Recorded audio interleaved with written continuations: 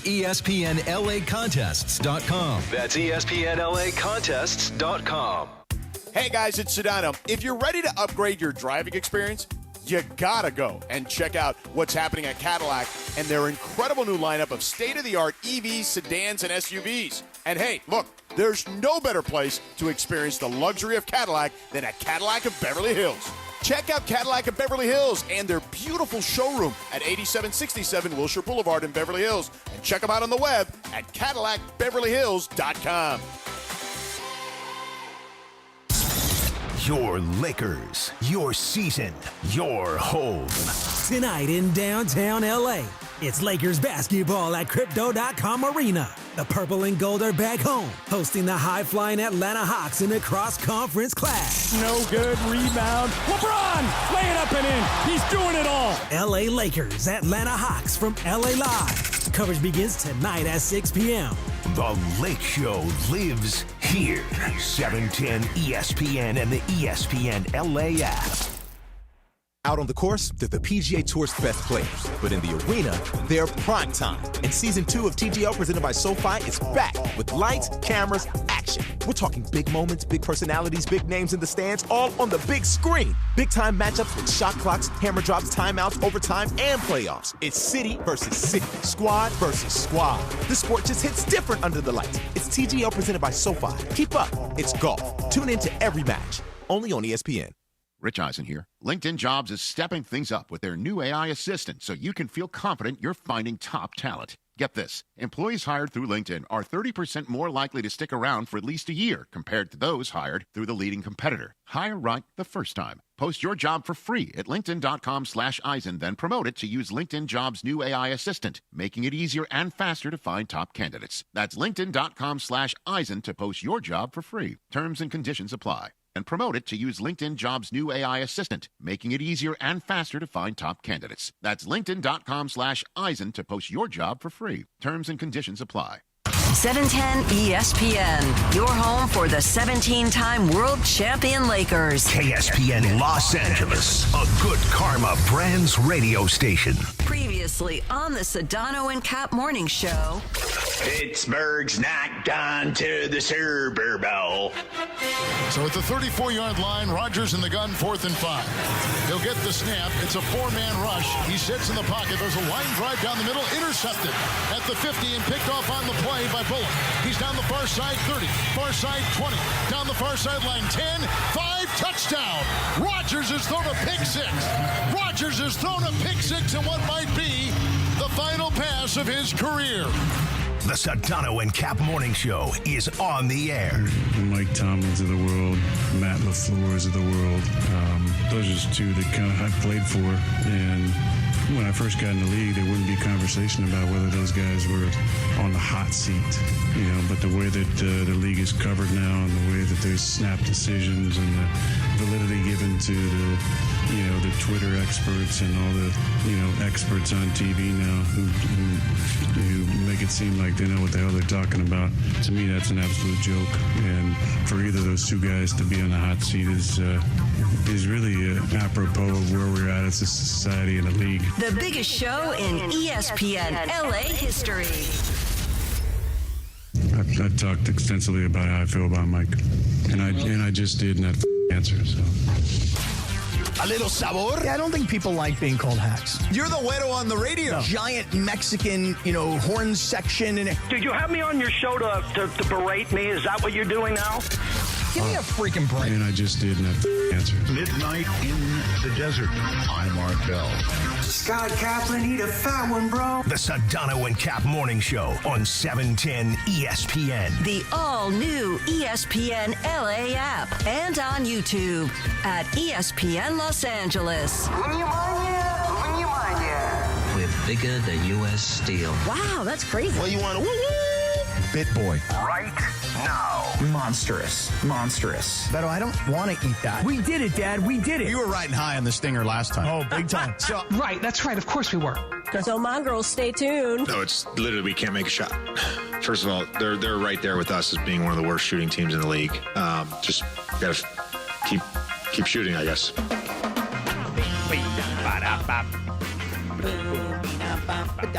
7:03 and 20 seconds. Good morning, Mongrels. Happy Tuesday, a live Imaging Tuesday, presented by Geese and Wines. On this 13th of January, Scott Kaplan. Yes, sir. George Sedano. Yes, sir. Pick up Yes, your sir. commemorative 23 patches at the door. You know what? I'm going to tell you something right now, George. Watching LeBron with his patch, I want a patch. I want a patch for myself. And I think I should have one. What? This is what, SK? No, it says 30. What, 30 for what? That's how many years I've been playing. Seriously. Like, he's had 23 years in the NBA, and it's imperative that he wear a patch to tell us that. I've been on the radio for 30 years. I want a freaking patch. How long you been on the radio? 25 years? Yeah. You want a patch? I'll get you a patch. Okay. You're getting a patch. This is where we're starting today. I don't know. That's what Chris just said. It got me going. I mean, you don't have to follow everything I do. You could just pivot then and go JJ. I don't like pivoting. Yeah, listen, I do think that the reality is that this team is in deep trouble right now. Uh-huh. They have lost 3 in a row, 7 of 11. I think that's where we should start, not the patch. No offense. Oh, no, that's all right. I want the commemorative patch. They are in huge trouble. They're done. I mean, they can't shoot. No, they're done. I mean, JJ's basically telling you this roster. JJ's telling you what Rich Paul told you in July when he put out that statement about LeBron wants to compete for championships. He's saying what LeBron's body language has said at times this season. And this notion that this is supposed to be some gap year and that Luka's going to be okay with it, I think everyone is completely misguided if they think that's the case. Well, I think there's an even bigger issue. Forget about gap year and what the future holds with Luka. Listen, Luka is an amazing scorer. And that's it. That's what he is. He's an incredible offensive player. Yes. And every night you look at the box score and you watch a game and you go, gosh, man, it's amazing. He's put up 42 points. But as James Worthy said last night on the postgame show, they're like empty. They're not impactful. Those were his words, not mine. 42 points is amazing. But if you have a team where you have one player that's so great offensively and that's all he can do, and everybody's just standing around waiting for him to knock down shots, I mean, he's a great player. But I've seen other great players in other sports have Hall of Fame statistics and nothing to show for it. And that's, to me, what I'm watching when I'm seeing Luka now. Well, I mean, again, the guys in Dallas, and he is an incredible offensive player. The guys in Dallas thought that there was a ceiling to the way that he plays. And, you know, we focused a lot on the conditioning part of it. But stylistically, they also felt that there was a ceiling to the way he plays. And that's why you heard Nico Harrison, who is obviously no longer employed, saying defense wins championships. And he kept stressing that because that was the weakness of one Luka Doncic. And, yeah, look, it's hard. I know for some people it's going to be hard to nitpick on Luka because he had such an incredible offensive game.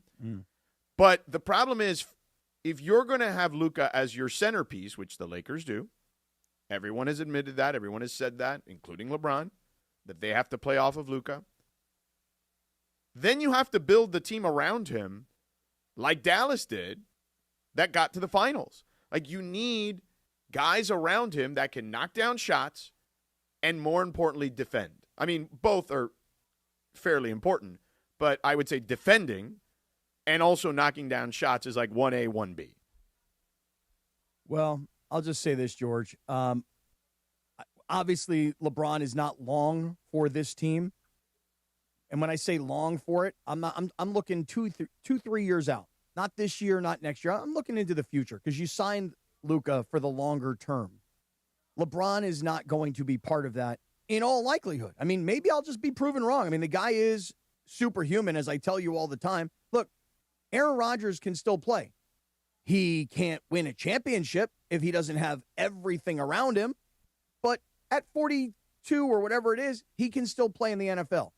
Phillip Rivers, at 44 years old, 30 pounds overweight, and having not played for 5 or 6 years, can come out of retirement and still go on an NFL field and play. Doesn't mean he's going to win or compete for a championship.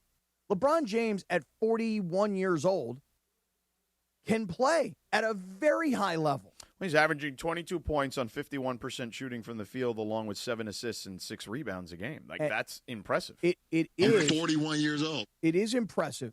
I'm not trying to take anything away from him. I'm just going to say, though, it's good. Phillip Rivers can go on the field and look pretty good. Aaron Rodgers can go on the field and at times really look good. LeBron James can go on the court every other night and look good. But is it going to be championship good? My answer, no, sir. Right, but the whole point is you're not supposed to be relying on him to be the reason you're going to win a championship. The guy that's supposed to lead you to the championship is 77. He's supposed to be the secondary player. And that the issue is going to be that they can't shoot the ball straight. And this has been an ongoing issue for a number of years. This isn't the first year that this is the case. No, I always go back to LeBron. It was probably 3 seasons ago. Lasers. We need lasers on this team. Well, it's been years. Where are the lasers? Well, there's one. I guess 77 is kind of a laser. Well, and Austin can shoot the ball fairly well. Yeah, but, we're not seeing that right now. But he's not going to be, at least, he's not even going to be reevaluated till the end of the month. Mm-hmm. So that doesn't even mean he's coming back. But, yeah, this team is flawed.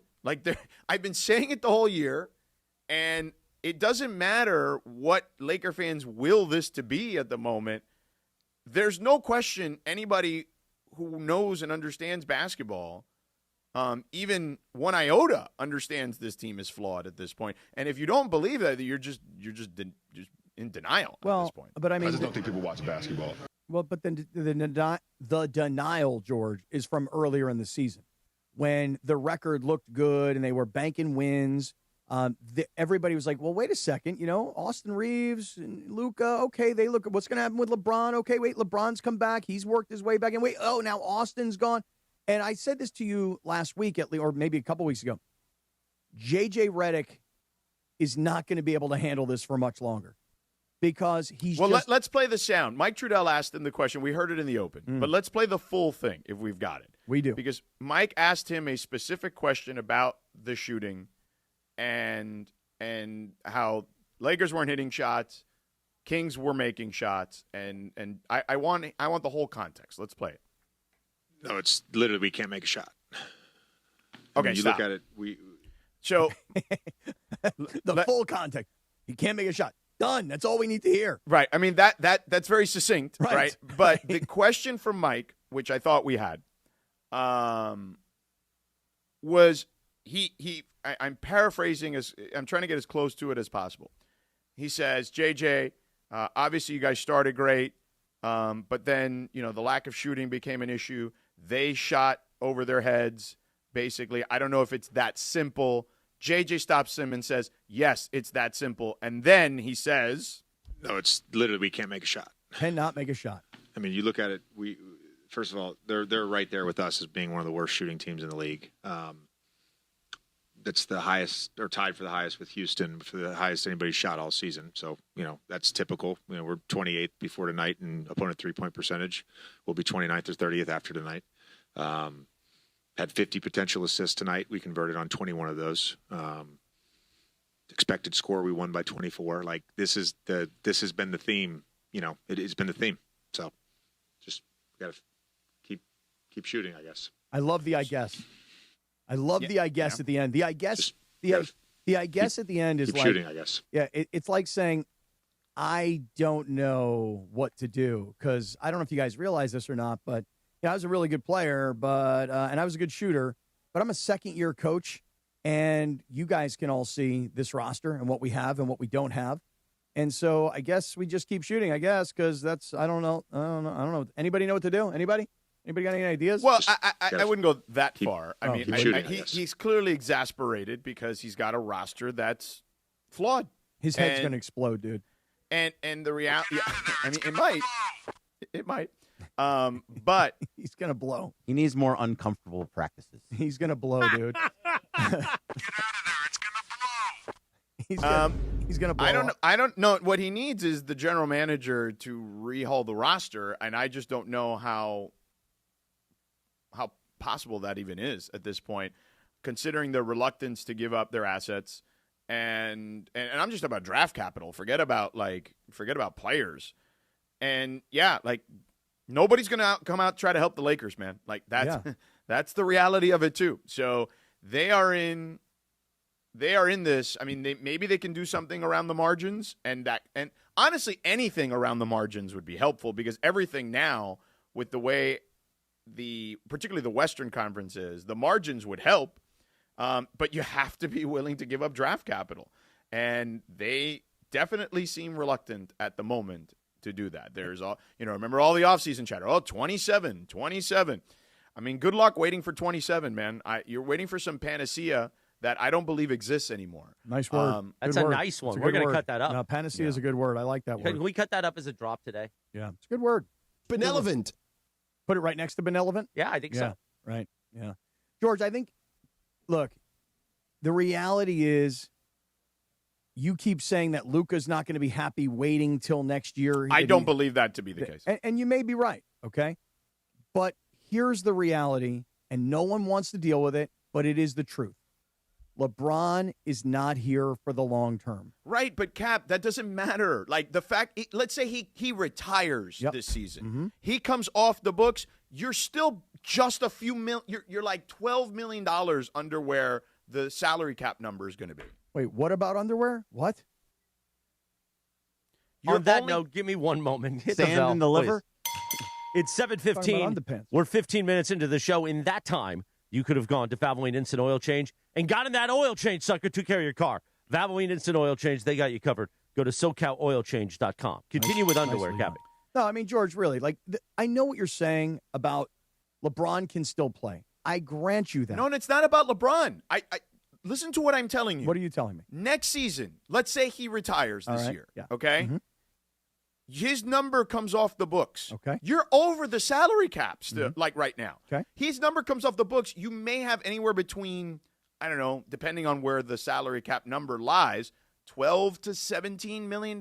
Like that can help you, but it's not like it's, earth-shattering money that you're getting next year if LeBron is not on the roster, which he more than likely won't be, if I had to guess. Yeah. I mean, I get what you're saying, that, like, if LeBron were to be traded or if LeBron were to leave, retire, whatever the circumstances are, you don't automatically get his $50+ million back to Ron's back. I get what you're saying. The problem is that you got to figure out a time to start looking into the future. And this is the job of the general manager, not my job. Okay, it's Rob Pelinka's job. It's the organization's responsibility.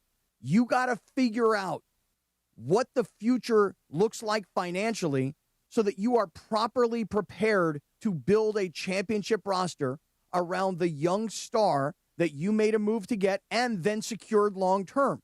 You're not, listen, can I ask you a question? Let's just be honest with each other here, okay? Are the Lakers going to win a championship this year?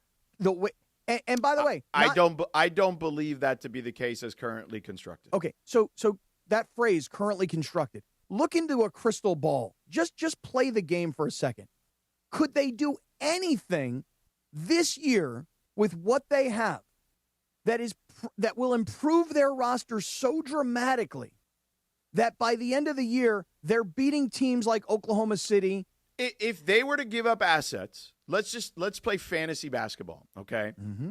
And they were to get guys who can shoot the ball and play defense. If they get two guys like that, somehow, okay, pull a rabbit out of his hat, right, Rob Pelinka, and somehow able to get that for draft picks, and obviously you got to trade some players because you have to match salary for salary. This team could be a championship contender, but they need at least two guys, in my opinion. And maybe that works, but that's just still all on paper. Hey, we plug this guy in, we plug this guy in, we take this guy off, we give up this, and now guys come in, they got to integrate into the team, they got to get to know the players, they got to get to know the coaches. I mean, the likelihood, in my opinion, of them making drastic roster moves this year to actually win a championship, not make it into the playoffs, not get bounced in the second round. I'm talking legit championship. The likelihood of them being able to change the roster that significantly is what? 1 in 5 million? I mean, it's not like. I mean, it's not 1 in 5 million. Let's not be ridiculous. Is it 1 in 10? I mean, I don't know, Cap. I'm not. What I'm saying is it's a massive. I'm just long telling shot. you, yes, it's not going to be easy because no one's going to be willing to help them. Right, yes. right. So they're not. Unless they part with draft capital. Like, that's it. That's what people want. Right, but it doesn't guarantee anything, of course, naturally. No, it doesn't guarantee anything, but it's certainly going to be better than this. Yeah, well, this is a disaster. This went from, you know what, they're pretty good. Wow, they're kind of surprising me. And listen, we talked about this with Windhorst when they were rattling off wins to begin the season. He's like, yeah, they're not that good. No. They're just kind of punching above their weight at the Not moment. as good as their record says. That's right. That's right. And last night, just to get back to last night for a second, because, George, let me tell you something. Obviously, a lot of people last night were watching what was happening in the NFL because everybody knows the Aaron Rodgers story. Is he going to make it, past this round? Is Houston, with their better defense, going to crush him? And obviously, we saw the way it played out. So a lot of people focused last night on a much more important game in the NFL than a regular season NBA game. Not to mention, me and the whole team over here, we were all at the Kings game last night. But I saw you in your video. Listen, I got to run for a second. I'm at the Le Batard Studios. They've set me up in a very nice studio, Looks as you nice. see here. Yeah, I was hoping I could squeeze a readout from you. But I will do a read here on LAX, my home away from home, which I'll be at later in the week. But I am in these beautiful studios. They've set me up. You Very see, I have nice. a real microphone. Really nice. Like, I have a real studio set up here, which is nice. It's not from a hotel room. That's the same microphone I use when I'm on the road, and Chris always tells me my mic sucks. Can we get the read in, please? No, I don't think so. Yeah. Hey, changes in the air at LAX. Los Angeles International Airport's automated people mover trains are rolling as soon as possible as part of LAX's ongoing investments in improving travel journey for you. Yes, you out there listening right now.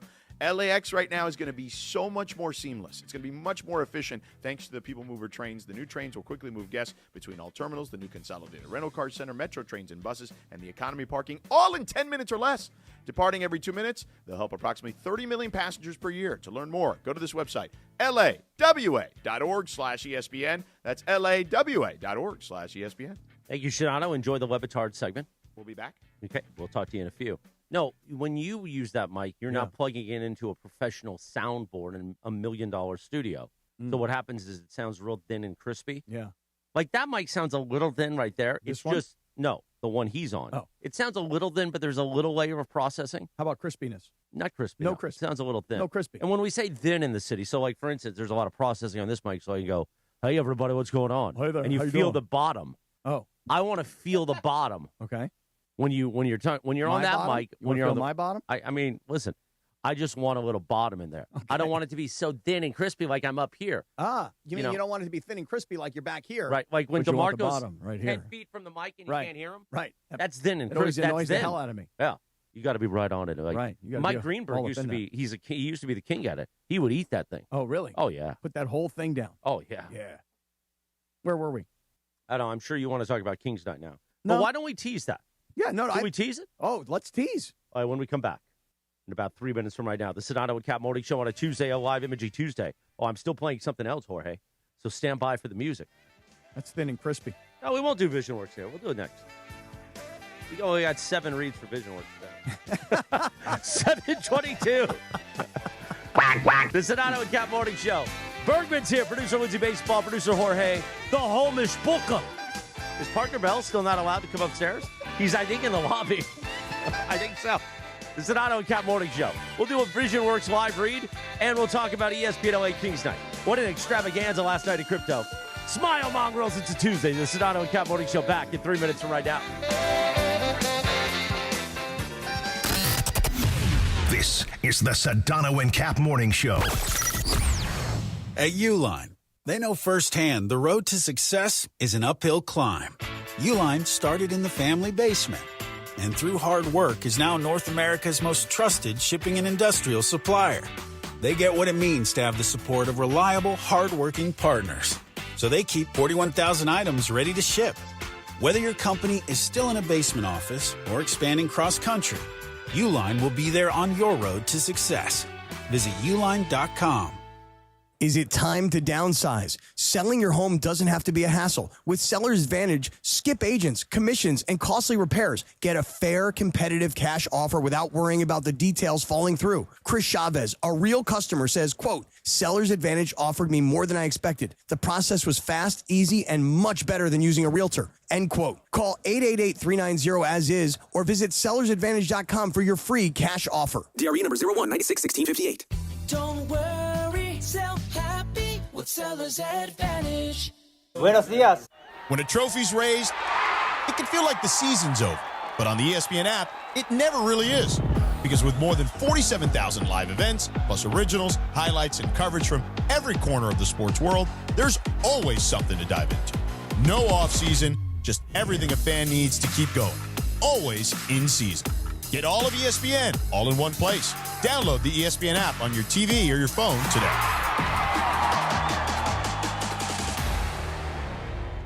One briefcase, one moment could change everything. Yamava Resort and Casino at San Manuel is giving you a chance to own your destiny in 2026. Play throughout the month of January, and on January 28th, one Club Serrano member will win the case, and with it, a finale spot in any 2026 promotion, plus $400,000. Which destiny will you choose? It's all happening at Yamava Resort and Casino, celebrating its 40th anniversary. You in? Details at yamava.com. Must be 21 to enter. Please gamble responsibly. Hey, fans! Welcome back to Fansville's Cheers and Tears. Oh. Okay, so like everybody deals with losing, right? To a rival on a last-second field goal. Whatever, it's fine. I'm totally fine. But I cope with losing with an ice-cold Dr. Pepper. Those 23 flavors are like so delicious. They totally wash away the pain of your college football team taking a big fat L. College football, it's a pepper thing. When I wake up The best mornings in the morning light, start with Wrangler. pull on my jeans and I feel alright. Jeans, jackets, and shirts that get your day started on the right foot. I pull my blue jeans on. I pull my old blue jeans on. Good mornings make for better days. I pull my blue jeans on. I pull my old blue jeans on. Wrangler, for the ride of life. Mornings on ESPN LA will never be the same. Don't get dismissive with me. I'm asking you a question. Okay. Wow, don't get dismissive with my boy Sedano today, Bergman. Sedano and Kap have taken over Morning Drive. I'm going to get upset. Back to the guys. So we tear the house down. 726, good morning. The Sedano and Kap Morning Show on a live imaging Tuesday presented by Gießen Wines. You know I love my friends at Gießen Wines. Elevate your game night with Gießen 0% wines from New Zealand. Sauvignon Blanc, Rosé, Pinot Grigio, even Sparkling Brut. Zero alcohol, all the flavor. Whenever you're pouring, you're never out of the moment. Gießen 0% wines. All in, never out, Cappy. On this day, back in 1962, this song, the number one hit. Chubby Checker, The Twist. Let me see. You got one? Oh, yeah. Let me see your twist. All right, hold on. Well, wait for the bridge here. It's coming up. Oh, look at him go. You're just shaking your butt. Look at him go. That's not the twist. Actually, do a twist. Look at him go. I see the pink coming out. It's the shirt, though. It's the shirt. I know you got a twist, Cappy. Now, you know the best thing about Chubby Checker is a year later he came back and had another. In 1963, he had another number one hit, and it was called Let's Twist Again. I just saw my twist on the air, and I was like, oh, my God, I look like I'm doing, like, the Trump dance. You know what I mean? No, nobody. No, nobody gave it. It's also French Bulldog Day. Oh, no way. Yeah. Today's French Bulldog Day? Well, that's why I said it. I got, on Hey, French. Cappy. Yeah. I have to tell you that I started following a bunch of rescues, like local rescues recently, because I've been thinking about getting a Chewy a friend. And there's so many adorable Frenchies that need to be rescued. And, I know that Jack's getting a little older, so just saying you should think about that. Those Frenchies that are there because of the rescues, a lot of times people get Frenchies and they realize dealing with these dogs is really expensive. And also, these things don't shut the hell up. When they snore, the whole house reverberates. You know what I mean? A lot of people get them to breed them, and then they overbreed them, and they're like, all right, I'm just going to kick you to the curb because they're complete horrible human beings. And then they put them in shelters, and then, they are there. So I didn't know today was National French Bulldog Day. I'm a Frenchie owner, and I love my little dog. Let me tell you this. What's on tap today on ESPN LA? Lakers basketball is back on the home court. Oh, really? Tonight's versus the Hawks. The Hawks. The Toyota Lakers countdown with Beto Duran begins at 6 p.m. with tip-off at 7:30. Hear it for your afternoon drive on 7:10 a.m. or in crystal clear digital audio on the all-new ESPN LA app. Thanks to Michelob Ultra, a superior taste worth playing for. Official beer sponsor of the Los Angeles Lakers. Please enjoy responsibly. So, Cappy, last night was ESPN LA, and don't worry, we'll get more about the Lakers because Sedano will be back in about 15 minutes. Here's what I think. I think we better get in. Keep shooting, I guess. I think we better get in the stuff we want to get to, i.e., last National night, Bulldog Kings Day? Night, that Kings night last night. What happened with Aaron Rodgers last night and his post-game? Okay, you're getting in the way of us getting to it. I understand, but we better do all these things. We can't just do a show full of reads and teases. I know, but as soon as Sedano gets back, he's going to want to go back to telling us about how, the Lakers need to do this, this, and this. And I keep trying to tell him the exact same thing. He don't listen to me, this kid.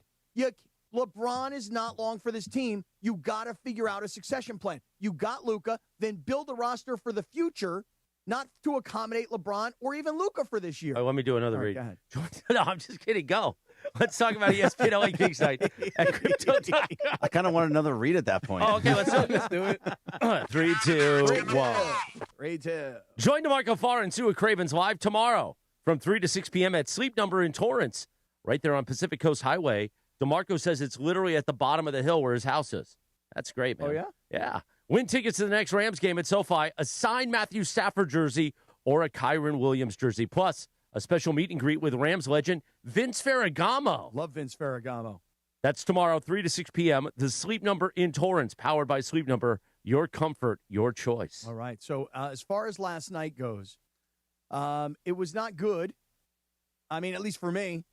The reality is... Whoa. Not good. Why was it not good? So let's set the stage here. Right. Yeah, start from the beginning. So you go early afternoon because you have to practice on the ice with the ice crew. Right. I actually think you should just back up one little thing, which is about 2 seasons ago. Maybe it was last season. It was the night... We're never going to get to the story about it was the night of the Marty McSorley thing. Back. It was the night of the Marty McSorley thing. That night, I said to you, Christopher Arthur Morales, I said, I want to skate with those ice scrapers down there. Right. And what did I do? I opened my big fat mouth. My mother always told me as a kid, your mouth is going to get you in trouble. I open my big fat mouth. I say, I want to skate with those people. Everybody around here goes, okay, we're going to make it happen. And last night, reality hit. Just as I'm getting ready to get on the ice, I don't really know. I'm not really an ice skater. I'm not really very good. And then I was like, whoa, this is very intimidating. Well, so we did that. But remember, when we skated on the ice at LA Live, I think 3 Christmases ago at this point, you, obviously, I wasn't very good on skates. We all knew that was happening. Mason was so-so, but you were like a gazelle out there just doing ballerina spins and all kinds of stuff. The thing is, though, is that I'm comparing my ice skating skills to your ice skating skills, and then I think I'm good, but I'm not good. It's just that you're bad. Yeah, I know that. Right. But nobody expected me to be good on ice skates. No, of course especially not back then because I was a big boy, really big then. Right. Nevertheless. Right. Keep going. So that was sort of Cappy can skate. What bits can we do around this? And it made sense. With the home of the Kings, we wanted to get deeper into each other's fabric. That's why we have Zamboni now and this whole thing. So, Zamboni, along with the great Mike Altieri. Now, I rip Mike Altieri a lot, the SVP of the Kings. I say all he does is style his hair. Right. Guy spends a lot of time on his hair. But they put together a fantastic ESPN LA Kings night last night at Crypto.com Arena. And it was supposed to be Steve Mason singing the national anthem, which he wasn't able to. So John from our social team did it. We'll play that later. Did an incredible job with his brother. I literally almost brought tears to my eyes. No joke. Zamboni was on the drums, Sam Patesh, which we will talk to him around 9 a.m. in the Prize Picks Power Hour. DeMarco Far was supposed to be on the Zamboni. We'll get into that later. But you were going to be part of the ice crew, and you didn't want to do the whole game. So we said, okay, well, we're still going to make you do the whole game. But you had to go there early afternoon yesterday to kind of practice. Right. And the video that we posted at ESPN Los Angeles, when you saw the ice crew shoot out of the cannon, and they're skating with those shovels all over the place, And then we're all kind of looking at the video like, where's Cappy? By the way, you can see this at ESPN Los Angeles on Instagram and Twitter. And then the camera and Tim from our social media team did an amazing job of panning back to you, and your jaw is just hanging out like, oh, my God, what did I sign up for? What did I get myself into? No. I don't want to get hurt. I don't want to hurt anybody else, and I can't skate with these people. The people who are on the ice team, the scraper team, these guys are world-class skaters. They're all hockey players. The ladies are hockey players. And I kept saying to them, hey, guys, I don't want to get in your way. Thank you for accommodating me. They were all coaching me up. They were helping me out. They actually liked it. And, this is the first time that anybody has ever skated with them. It's not like they do this. Hey, we got a guest scraper tonight. It was the first time anybody ever did. They coached me up. Now, put on the jacket they gave you. Oh, it's a jacket. It's a great Beautiful. jacket. Beautiful jacket. Cappy is getting up. I don't know why he didn't just wear it in, Look at but the ice crew. Isn't that beautiful? Look at this. I got the ice crew jacket now. It's like a high school jacket from the 80s. oh, it's very nice. So shiny. Beautiful. Now sit back down so we can continue doing the show. Right. Look how beautiful this thing is. I'm a little off mic. I'm a little Well, no, that's thin why and we crispy. asked for you to wear it on the way in, so we Thin didn't and- have to do thin that. and But crispy. now here's the thing: is it true you wore like game-worn skates? I was wearing the skates of Drew Doughty. So this guy, two-time Olympic gold medalist and a future Hall of Famer, they gave me his skates to wear last night. Did he know that? I don't know if he knew. I'm just curious. He's injured right now, so he's, Yeah. But I'm going to tell you They're guys free. this. Did you think about taking him in the karma thing? Well, I did, because remember I told you Yeah. the whole story about the skis. Oh, it's a long story, yeah. I thought about taking the skates, like, hey, these are now my skates, But they had his name on them, so I was like, all right. You see, he had identifiable marks. But let me tell you this. They told me in the first period, because I got there at 3:30 in the afternoon. There's no leaving. Right. Once you're there, you're locked in. There's all these rehearsals. You have no idea how much time these people put into just scraping the ice. Like, hours in advance of the game, rehearsal after rehearsal. It blew my mind. I had so much respect for these guys, and that's why I kept apologizing. Like, please, if I'm in the way, just tell me to get out of here. So we get to the first period, and they say, listen, you're going to have to go on the ice. When the whistle blows at 14, 9, and 6 minutes left in the period, that's when we're going to go out. Well, there's 10 minutes to go in the first period. The period's flying by. There's no whistles. There's no time for us to get out there. We went out. They said it was the fastest they've ever had to do it. We went out on the ice at like the 10-minute mark, the 8-minute mark, and the 6-minute mark. So it was on the ice, off the ice, back on, back off. And let me tell you something. You're skating on the ice with NHL players. It's not like the players are on the bench or the referees are in the penalty box. They're still all on the ice. So now I've got to avoid the players. Could you imagine walking onto an NFL football field at a timeout and seeing the size of the NFL players? The hockey players are such giants. And then, of course, they're on the skates. Even with me being on the skates, these guys towered over me. They're monsters. And I'm avoiding these guys. I'm trying not to hit the players. They told me, hey, don't go near the players. Don't go near the refs. If you see the puck, don't go near the puck. So I am trying to do all of these things while trying to stay on my feet so that I don't fall and make a jerk of myself. It was very, very nerve-wracking. Now, you did not fall, which was great. I thought you actually did. Your first one, you went out there and you just went up and back every single time. The first one, a little slow going to the other end. Took you a little bit to make that turn to come back. Lost a lot of the ice that you were actually shoveling. They're like, hey, moron, we told you to take the snow. That's what they call it. They go, we told you to push it into the boards, not push it towards the net, you dummy. Right. You lost half of it. Right. And then came back and then got right off. I thought you'd actually, and then the second time, you were much, much better. You seemed more confident. And by the third time, you were even more confident. It was good. I thought you did really well, Well, Cappy. thanks. But then here's me. I'm thinking to myself, Morales told me, no, you're going to do it the entire game. And I thought, oh, my God, I'm going to have to do this the entire game. You should have. But you know what they did? They were like, okay, you're done. They literally kicked me off. Did they say you're done? They literally told me, you are done. It was very cute. It was a nice bit. You went out there. You didn't fall. You didn't hit any players. You didn't hurt yourself.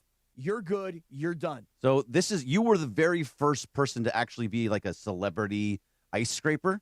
So that was the first time it's done, and you're going to be the last one too. I don't think it's because you did a bad job. Maybe it was because they knew you only wanted to do it the one time. No, I think that they were like, look, because they explained to me their whole pyramid system. Number one's up top, 2 and 3 are to the side. 3 and 4. So I was number 11 of the group. There were only 10 ice scrapers, but I was number 11. And so I think they just finally were like, okay, it was a cute idea. Now you're done. So they said, take the skates off and get out of here. So they pushed me out. And it wasn't like mean-spirited. They were just like, hey, good job. You're good. You're done. Because I think they could see that as I was skating up and down, I was getting in everybody's way.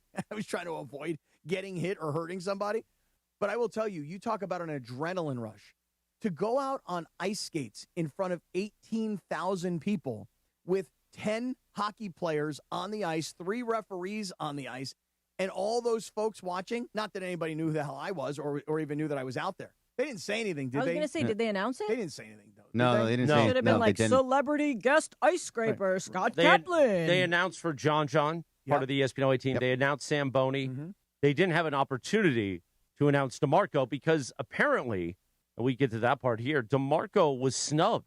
So he was waiting to get on the Zamboni, and they're like, whoa, big boy, not going to happen. You're over the weight limit. Nuh-uh. That's apparently what happened. Is that true? That's apparently what happened. Really? I thought it was just a guess. Is that actually how it would happen? That's what I'm doing for the bit. Yeah. For the bit. DeMarco's too heavy. Not too heavy, like no, he's too big. Just too big. He's a big guy. Do you see that little seat? Oh, you know who? I mean, rode they've the had Zamboni? NFL players ride the Zamboni before, though. Well, you know who rode the Zamboni after the first period was USC basketball coach Eric Musselman. It's a little guy. And Musselman is like 5'6", 150 pounds. Yeah, I mean, he's like a little tiny dude. Yeah. They should have had Musselman on one Zamboni and then DeMarco on the other Zamboni. Put Musselman on DeMarco's lap. Yes, that's right. Like Musselman's like a little guy. For by himself, putting Musselman on top of him. No, but that would have been cute because it would have looked like a guy with a puppet. But they didn't even do They didn't even do like a big announcement, like because we all knew it was Musselman, but they were just like, now on the Zamboni, Eric. Oh, really? Just Eric? So I don't know. Well, I think there was some Zamboni confusion, but otherwise, and even so, DeMarco had a great time. We all hung out in the ESPN LA King Suite. It was only no partners last night. It was just us from the team, which was always fun. We don't get to do that enough, obviously. That was fun. So it was a fun night. Yeah. It was a fun night. I want to say thank you to the Kings. I want to say thank you to the team of ice scrapers out there, because that's what I call them. They were great. They were so nice and so friendly, and I was so concerned that I was in their way and that they were like, who the hell is this guy and why are we doing this? Everybody could not have been sweeter. They coached me up because I couldn't stop. I literally could not stop on the skates. And they're like, well, do you ski? And I'm like, yeah. I'm like, well, it's just like skiing. And I'm like, I know, but I'm confident on my skis. I'm not confident on the ice. I didn't want to get hurt, But they coached me up. This one young lady in particular, her name was Sierra. She helped me out so much the entire night. So thank you to everybody from the Kings. You guys were awesome. And you know what? It's not like I'm coming back today going, can I do that again? I did it. I checked the box. I made it. I didn't get hurt. I was very happy about that. It was an awesome night. It really was. And the videos. I wore the Meta glasses, so you could get my point of view. And the videos are just spectacular. Gosh, it was so fun. It was fun. And we will play John's national anthem with his brother in a little bit, right here on the Sedano and Kap Morning Show. 7:41. Sedano's going to be back in just a few minutes from the Le Batard team. He's with the Le Batard team right now. Cappy, let's talk about our friends at VisionWorks. Now, there's VisionWorks everywhere in Southern California. Mm-hmm. There's one right next to Black Gold Golf Course. I drive by it all the time in the city of Brea. And here's the thing about VisionWorks. They got you covered for the new year. You need glasses? Simple shopping. Unlike other brands, VisionWorks makes things simple by organizing frames by shape and price, Cappy. I'm actually headed to the VisionWorks in Santa Ana, so not too far from you. And it's really simple to schedule. You schedule an eye exam at the VisionWorks. You book an appointment that fits your schedule with weekends and evening appointments available at every location. And here's the thing. They've got the 100-day guarantee. VisionWorks has 100 days. If you change your mind, you can very easily change your glasses. And I talk about it all the time about Felix Chevrolet. You want to start the new year off with a new ride? How about new glasses? You know what happens when the year kicks over. You got new expanded benefits because your year rolls over. They will take care of you with your insurance. They'll work to make sure you get the best deal at VisionWorks. And if you don't have insurance, which a lot of people don't have vision insurance, they also will take care of you with the best prices. Our friends at VisionWorks, they're getting you ready, too, for tax season. Put your tax return to good use with a fresh pair of glasses from VisionWorks. So you need something to do with that tax money? Don't just blow it like Jorge does, buying tequila and stuff. Wow. Okay? Buy some new glasses so you can see. Well, the other thing is this, is like I've always said to you guys, like I've gone to my eye doctor in the past, and he's like, oh, your vision is perfect. You got 20/20. Then why can't I see? I can't wait to get to VisionWorks in Santa Ana because I need to see one of their specialists. Even if you think your vision is perfect, regular eye exams are really, really important for all of us. Your eye doctor doesn't just check your sight. They look at your health, the health of your eyes. So annual eye exams can catch early signs of glaucoma, diabetes, hypertension. It's really important that you get your eyes checked. And VisionWorks can really take care of you. Oh, and by the way, how about the BOGO? We should go in there together and get some BOGO go. I think that's the point. We're going to go in there, and Lindsay, too, at some point, and we're going to BOGO all together. Right. 2 pairs, one easy decision. You buy one, and then you get one free. Of course, Ron Mitchell, who I yesterday said, you're not great at writing copy. Sometimes you leave stuff out. Yeah. He left the E out of buy one, get one free. So it just says buy one, get on free. Oh, you can get on free, too. Get on free, Good bro. job, Ron. Let's get on free. Bottom line VisionWorks. VisionWorks, that's right. All right, the Sedano and Kap Morning Show. That's one of 4 reads we'll do for them today. Well, everybody's going to know about VisionWorks by the end of today. I'll tell you that right now. 7:44, the fun continues on a live Imaging Tuesday, presented by Geese and Wines, right here on the Sedano and Kap Morning Show on ESPN LA. We're back in 3 minutes from right now. The Sedano and Kap Morning Show. For a century, the Genesis Invitational has stood as one of golf's greatest stages, where the game's legends make their mark and history is written. It's official. The round that will long be remembered. Oh, yes! Ludwig Oberg. February 19th through 22nd, celebrate 100 years of championship golf. Experience the drama, the tradition, and the moments that define the Genesis Invitational. Get your tickets now at genesisinvitational.com. Why do we grill to order at Waba Grill? Because it's just better for you. Our Asian-inspired menu has high-quality proteins that are healthier for you. Like hormone-free chicken, ribeye steak, wild-caught salmon, and shrimp. Our steamed vegetables and signature salads are made fresh for you. Our sauces are more flavorful for you, from sweet and spicy to fiery hot. Download the Waba Rewards app or order online at wabagrill.com. Waba Grill, it's for you. Oh, no. Hey, guys, it's Cap. Here's the scenario. Your home is flooded and the damage is severe. Now it feels like your insurance company is turning on you. They won't approve a replacement living arrangement, and the adjuster leaves you in the lurch. Take a breath and call Avner Gatt, one of Southern California's largest public adjuster firms. Avner Gatt knows how to fight back when your insurance company makes you feel like a criminal, leaving you with no hope of getting into your home and getting it all back together. With decades of experience and a passion for helping people, Avner and his family take the call themselves. So whether you have a toilet overflow, a broken water line, a burst supply line, a broken fire sprinkler, whatever the water damage is, you call Avner Gatt today at 818-917-5256, or you go to avnergatt.com. It's 818-917-5256 or avnergatt.com. You call, Avner answers, he says hello. Your claim is our game. avnergatt.com. Okay, I have to tell you, I was just looking on eBay where I go for all kinds of things I love, and there it was. That hologram trading card. One of the rarest, the last one I needed for my set. Shiny like the designer handbag of my dreams. One of a kind. eBay had it, and now everyone's asking, ooh, where'd you get your windshield wipers? eBay has all the parts that fit my car. No more annoying, just beautiful.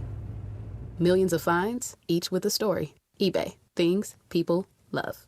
Out on the course, they're the PGA Tour's best players. But in the arena, they're prime time. And Season 2 of TGL presented by SoFi is back with lights, cameras, action. We're talking big moments, big personalities, big names in the stands, all on the big screen. Big-time matchups with shot clocks, hammer drops, timeouts, overtime, and playoffs. It's city versus city, squad versus squad. The sport just hits different under the lights. It's TGL presented by SoFi. Keep up. It's golf. Tune into every match.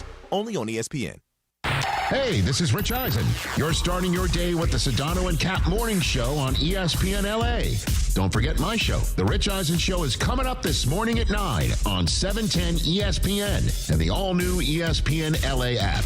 Now, back to the Sedano and Kap Morning Show. Stop. Hammer time. Go with the flow.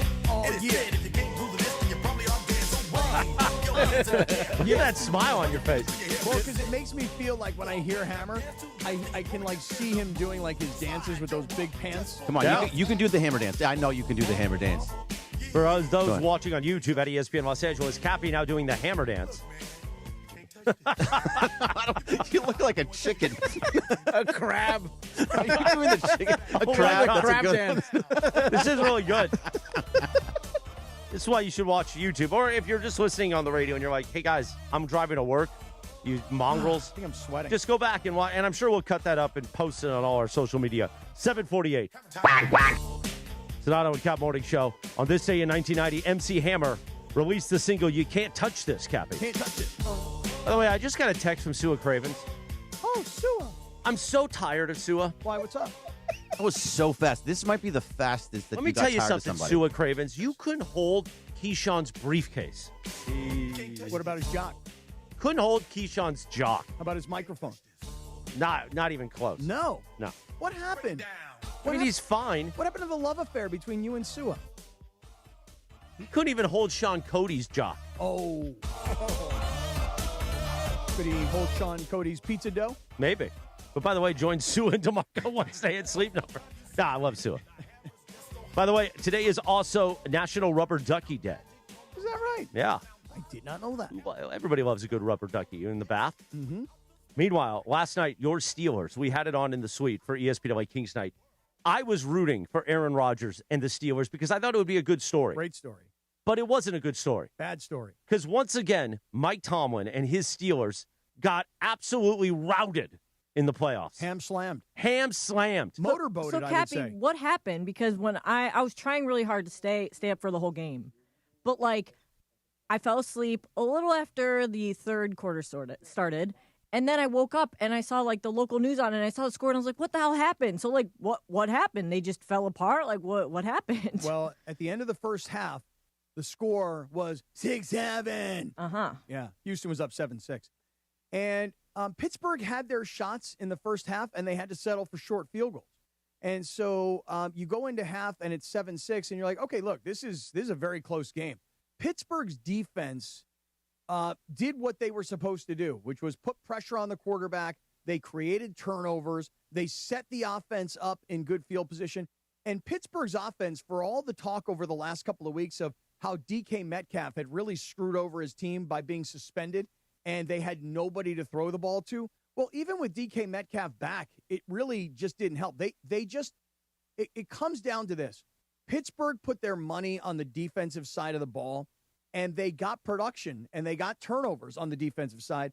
On the offensive side, Aaron Rodgers can play, but I don't think he can really win when he doesn't have everything around him that you have to have. He had 146 passing yards. We had this conversation yesterday. I about told you Prize last, Picks. right? Uh, Yeah, Prize Picks. I was like, wait, Aaron Rodgers, 149 and a half passing yards? He's easily going to have more than that. Did you listen to me? I did not. Oh, He come had- on. He had 146 passing yards in this game. So for a guy who's an all-time legendary thrower of the football and an automatic Hall of Famer, 146 yards of passing. And C.J. Stroud, by the way, he had 250 yards, one touchdown, one pick, but multiple fumbles. He had 5 fumbles, and he lost 2 of them, and with the pick, too, also. He was just a mess, that entire first half especially. But what happened, Lindsay, if you were going to go back and you say, well, what exactly happened? Here's what happened.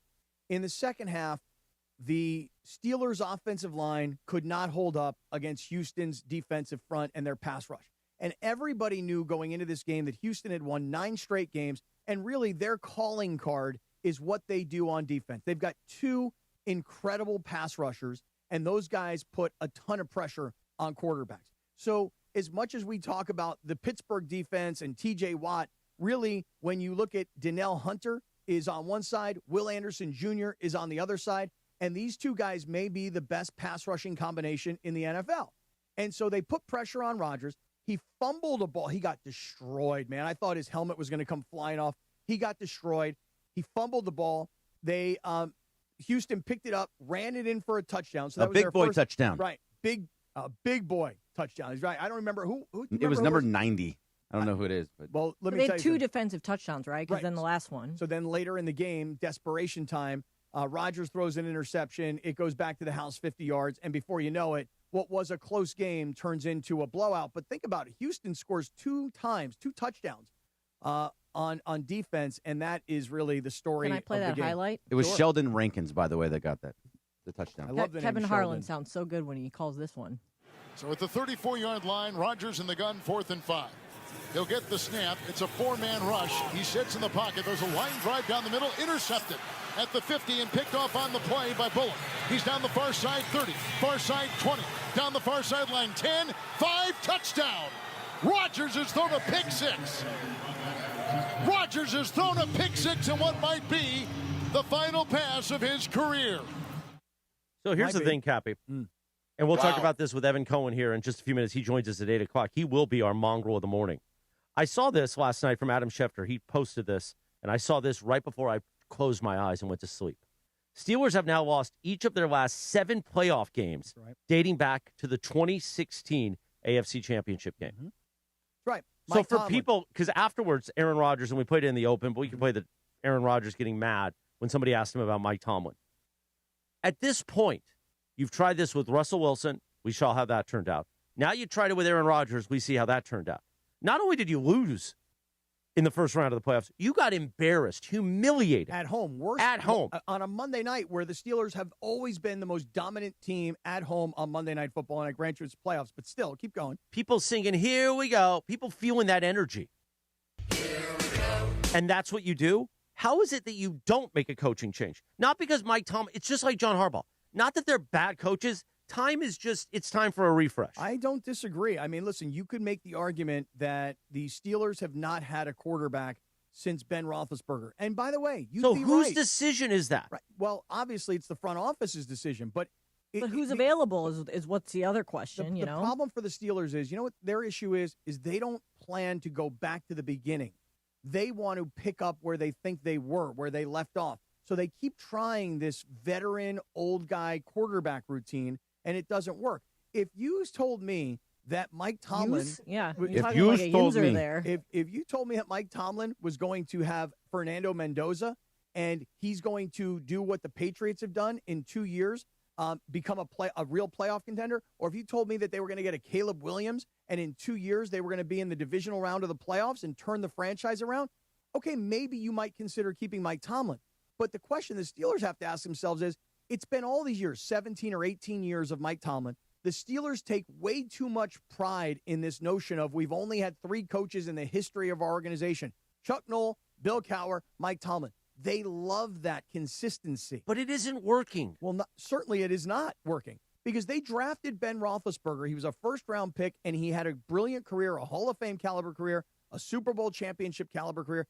And since he's left, they haven't had a quarterback. Now, a lot of franchises obviously find themselves in that situation where they can't replace a Hall of Famer. When you look at Green Bay, and they went from Brett Favre to Aaron Rodgers, now to Jordan Love, they've had 3 legit starters. Listen, it doesn't always work. Even the Chargers, who are the biggest disaster, and I know a day later, people went back and analyzed that film of your boy Charlie Checkdown, and they're like, why did he not throw the ball? Everybody complained about the receivers. He just chose not to throw the ball. They went from Drew Brees to Phillip Rivers, now to Justin Herbert, and what has that gotten them? So I'm with everybody. I would love to see the Steelers bring in a fresh voice. Pittsburgh's not gone to the Super Bowl. As MJ just said, Michael Jackson, that is, not Michael Jordan. Make that change. Make that change, Mike Tomlin. It's time to go somewhere else. By the way, he could write his own ticket anywhere, too, just like John Harbaugh. Oh, my God. If he gets fired or he decides to resign, he'll have another job the next day. All right, we approach 8 o'clock. The Sedano and Kap Morning Show on a Tuesday. A live imaging Tuesday presented by Geese and Wines. Coming up in 3.5 minutes, Evan Cohen. He will be our mongrel of the morning. And Sedano's back. It is the Sedano and Kap Morning Show on 710 ESPN. KSPN Los Angeles, a Good Karma Brands radio station. We'll see you in 3.5 minutes, mongrels. This is the Sedano and Kap Morning Show. Hey, it's Kap. Is it time to downsize? Selling your home doesn't have to be a hassle. Not with Seller's Advantage. You can skip the agents, commissions, and costly repairs. By the time you pay for repairs and agent fees, you could have already sold your home for a fair, competitive price without the worry of the deal falling through. Here's what Chris Chavez, a real Seller's Advantage customer, had to say, and I quote, "Seller's Advantage was definitely the best company I've worked with. They offered me more than I expected, and the whole process was great. They were helpful, always answered the phone, and willing to help. I can't say enough about the experience. Much better than going through a realtor, end quote. Thank you, Chris. Get your free, no-obligation cash offer today. Call Seller's Advantage at 888-390-AS-IS, 888-390-AS-IS, 888-397-2747, or visit sellersadvantage.com. DRE number 01961658. Don't worry, sell happy with Seller's Advantage. One briefcase, one moment could change everything. Yamava Resort and Casino at San Manuel is giving you a chance to own your destiny in 2026. Play throughout the month of January, and on January 28th, one Club Serrano member will win the case, and with it, a finale spot in any 2026 promotion, plus $400,000. Which destiny will you choose? It's all happening at Yamava Resort and Casino, celebrating its 40th anniversary. You in? Details at yamava.com. Must be 21 to enter. Please gamble responsibly. Hey guys, it's a new year, new benefits, and if you're wondering how to actually get the most out of your new benefits, it's VisionWorks, it's Cappy, and I know you've been putting off your annual eye exam. I got you covered, VisionWorks. And right now, VisionWorks is offering a BOGO on glasses, so you can use that tax return for something you actually need and walk out with 2 new pairs. Quick scheduling, great doctors, and tons of frames to choose from. No stress, no pressure, just better vision to start the year. So do your eyes a favor. Head to one of the 7 VisionWorks and see the difference. It's Bethel Duran, and it's time to celebrate the new year with a new truck from Northridge and Wonders Toyota. Right now, lease a brand new 2025 Toyota Tacoma for just $84 a month for 36 months plus tax. And if you're thinking about a trade-in, your current ride could be worth more than you think. Northridge Toyota, Wonders Toyota, they make it easy. Tacoma model 7162G, VIN number 3TYJDAHN1ST037657. Lease excludes tax, title, license, registration fees, dealer options, and charges. $59.95 due at signing, $84 per month. Offer expires 1/31/2026. Are you ready?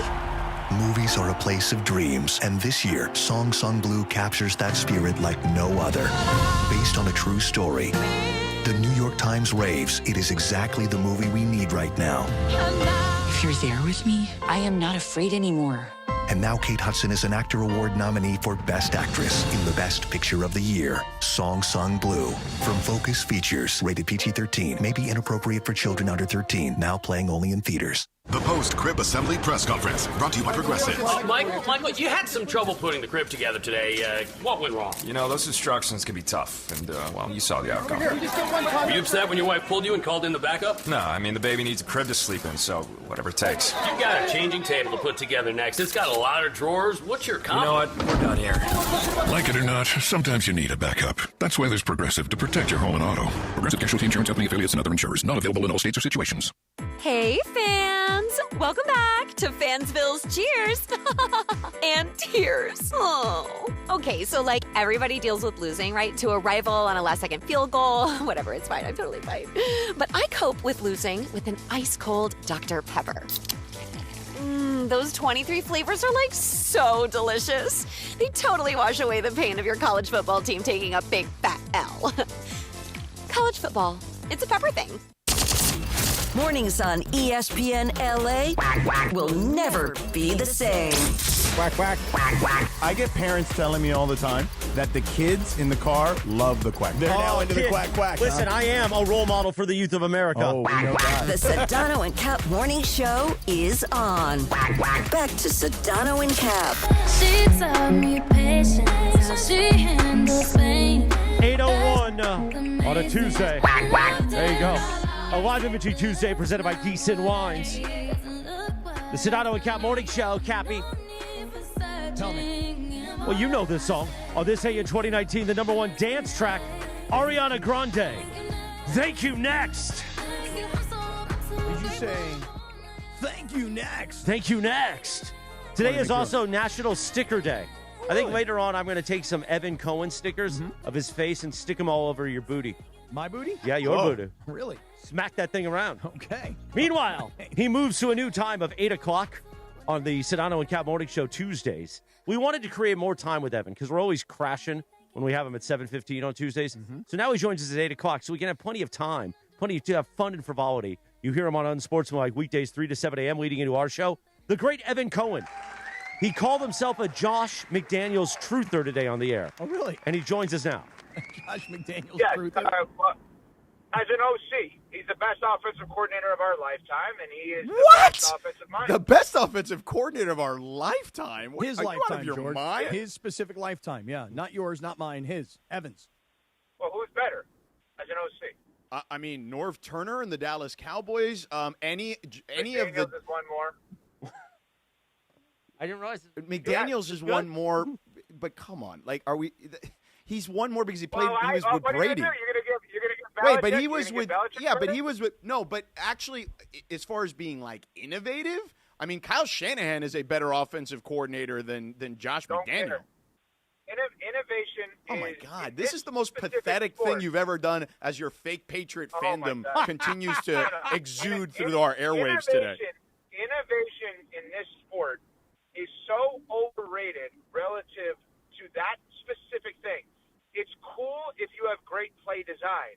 It's better if you have great play sequence. And Well, that is first of what all, Josh Bill McDaniels Walsh. does. First of all, he's not even in like the top 5. Okay, let's start with Bill Walsh, Don Coryell. I mentioned I wasn't Shanahan. alive for Don Coryell. Don Coryell is mostly known for the late 70s. I wasn't alive. So, okay, that's why I said Bill Walsh as an offensive coordinator. Bill Walsh was a head coach at every stop when I was alive. Keep going. Okay, but he also called the plays. Sean McVay is a better offensive play caller than Josh McDaniels. Yeah, not close. And he's also, I don't believe he's ever been an offensive coordinator. But he calls every single play for every year he's been in the National Football League. But I was very specific at what I said. Josh McDaniels is the best offensive coordinator of my lifetime. Okay, Mike Shanahan was an offensive coordinator. Mike Shanahan, as an offensive coordinator with the Niners, was less time, if I'm not mistaken, if that's what you're referring to. How about the Denver Broncos with John Elway when they went to 3 Super Bowls? Yes, they lost. Well, they went to. And they lost I get it, Evan. They lost the games, but their offense was incredible for that era of time. Ev, how come you're not going with the argument of they were head coaches, not offensive coordinators? I mean, aren't you very specifically? Well, Mike Shanahan was the offensive coordinator, though, before he became a head coach.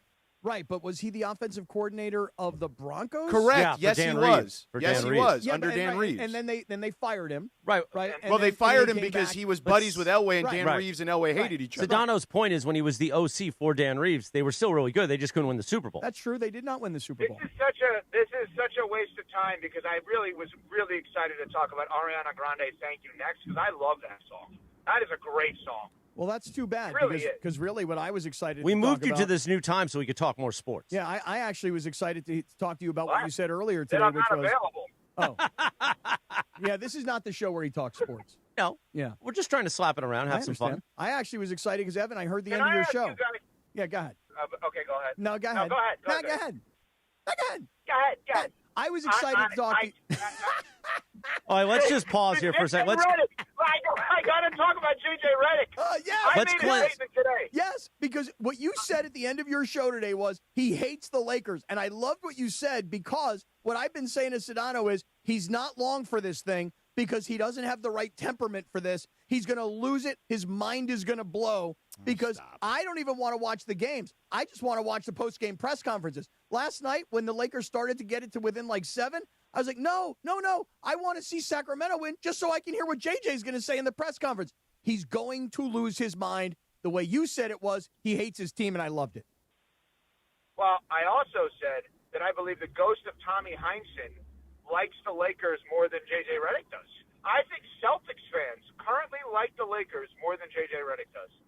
It's actually must-watch and must-listen to his post-game pressers, which we played on the show. I mean, it's almost as interesting as Josh McDaniels, I will tell you. But it's amazing. It's unbelievable. And, George, obviously you've been around it more than Kathy and I have. But, like, last night, the specific thing was I believe Dave McMenamin was asking him an unbelievably fair question to, like, put the ball on the tee for him to give, like, a straight-up kind of analytical answer. And Dave was being kind, I think it was McMenamin, in his delivery. And JJ's like, no, we were just terrible. Oh, no, that was Mike Trudell. Oh, Trudell. I love Trudell. Okay, so you know which one I'm talking about. But I thought the way Trudell, to credit to him, asked the question was to give JJ a platform to be open-ended in a kind way. And JJ was almost like, no, don't be kind to us. We suck. Yeah. I was amazed by that. Can't shoot. Cannot shoot. And you know what else he really said? Because he took a swipe at the Kings. Rather than giving the Kings credit last night, like, you know what? They really had a great night shooting. Their three-point percentage last night was 65%. They had a great night shooting. Instead, what he did was he took a swipe at the Kings. He's like, well, they're just as bad as we are. They're one of the worst shooting teams. But it was like, yeah, they're a bad shooting team statistically. And by the way, they're a bad team at 10-30. But how come there's no, like, contested shots of any kind? I mean, they knocked down all these threes because they had so many really great looks. 65% of their threes yesterday. That is 65. insane. 17 of 26 from three-point range. Yeah. And JJ's taking a swipe at how bad of a shooting team they are. How about how bad of a defensive team the Lakers are? He mentioned that too. Didn't you hear him say how he did mention how they hit, they're like us, one of the worst shooting teams, but yet we allowed them to shoot, whatever it was that they shot. He mentioned it. It was terrible. It was just an let me awful ask performance. You this, then. So let me ask you this. Go ahead. Sedano, so Cappy and I can build takes off of this. So do you think they let it just ride out, let the season end, instead of, like, let's not make moves to sacrifice anything for the future for a non-title team? Or do you think now they think about making moves before the deadline, which could sacrifice some of the future? Well, listen, here's what I would say.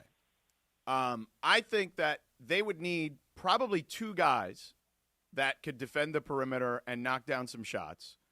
I don't know who is available yet. The problem is nowadays with the NBA, as you know this, Evan, very well, and Cappy, you know this now too, is that with the play-in, more teams are in it. So the trade deadline really comes down to the end, right? And I actually think that as good as the play-in has been, it has hurt the trade deadline to some extent. But if the Lakers were to add two guys, let's just say, hypothetically speaking, like a Keon Ellis or someone like that, and then like another guy similar to that, then I think the Lakers could be in business. At the very least, compete with the top teams in the Western Conference. But as currently constituted, no chance that they can win a championship with this particular roster that they have at the moment. So, Evan, though, let me answer your question from my perspective. I do believe that they ride this out. I do believe that they hold on. And if they do that, Evan, what Cappy is suggesting, I think they are completely misguided. This notion that Luka Doncic is just going to be okay with, like, playing a year where he puts up numbers and they have no chance of winning, like, I don't believe that will sit well with him. That's just my personal opinion. Yeah, but George, what's the byproduct of that? What is the consequence for the Lakers of that? What is Luka going to do? You're going to have a disgruntled player. I don't think he's going to be thrilled about it. Well, I don't anticipate he would be thrilled. But Evan, here's my perspective: you don't trade capital, you don't trade good players that you really like. You hang on and you go, hey, look, we all understand who we are this year. But we also understand that we got Luka for the long term. That's our succession plan. And when we are done accommodating LeBron, then we will move on and we will build a roster. It always comes back to that. It always comes back to accommodating LeBron. You're so ridiculous with this stuff.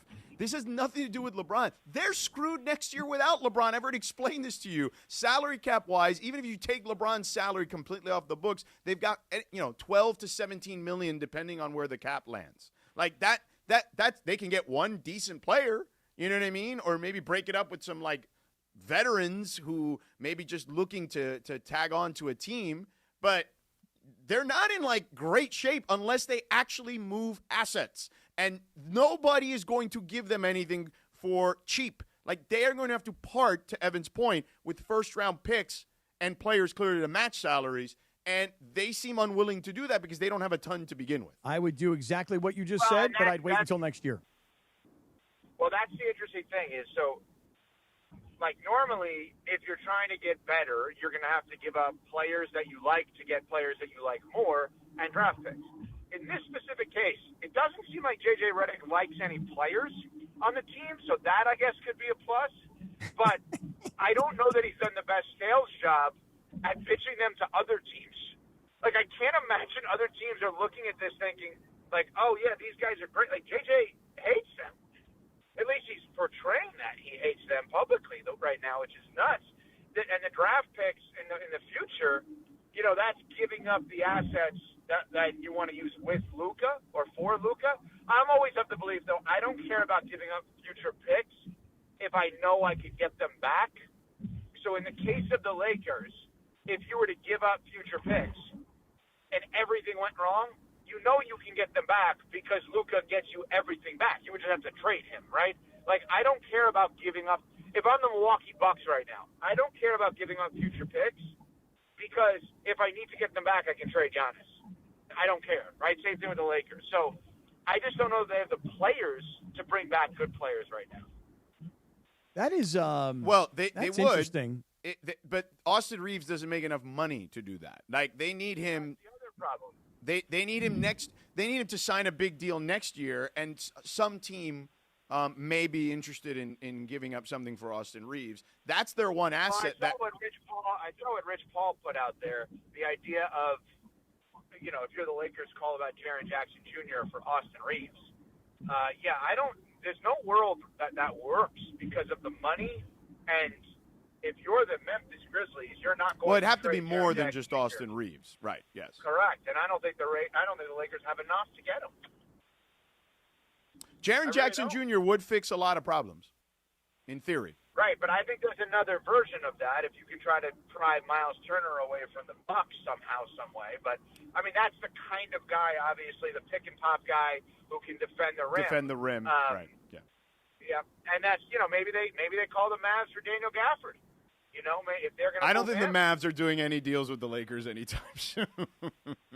Why is that? Did something go wrong? I'll tell you one thing, though, guys. I've said this to George many times. I watched Luka on highlights when he was in Dallas and in playoff games. I didn't get to watch him every night. Watching him night in and night out, I'm like, wow, man, he's unbelievable. And last night he puts up 42 points. But on the other hand, I'm thinking to myself, you know what? He could be one of these guys who puts up crazy stats all the time and just doesn't come close to winning a championship. Well, he did come close. I mean, he played in a finals. Right, but he went to the finals. That seems pretty close. No, but hold on. And he's been to a Western Conference Finals twice in his career already. You got to be careful with these two. No, these two guys are ball knowers. They're ball knowers. What I'm saying is going forward with the Lakers.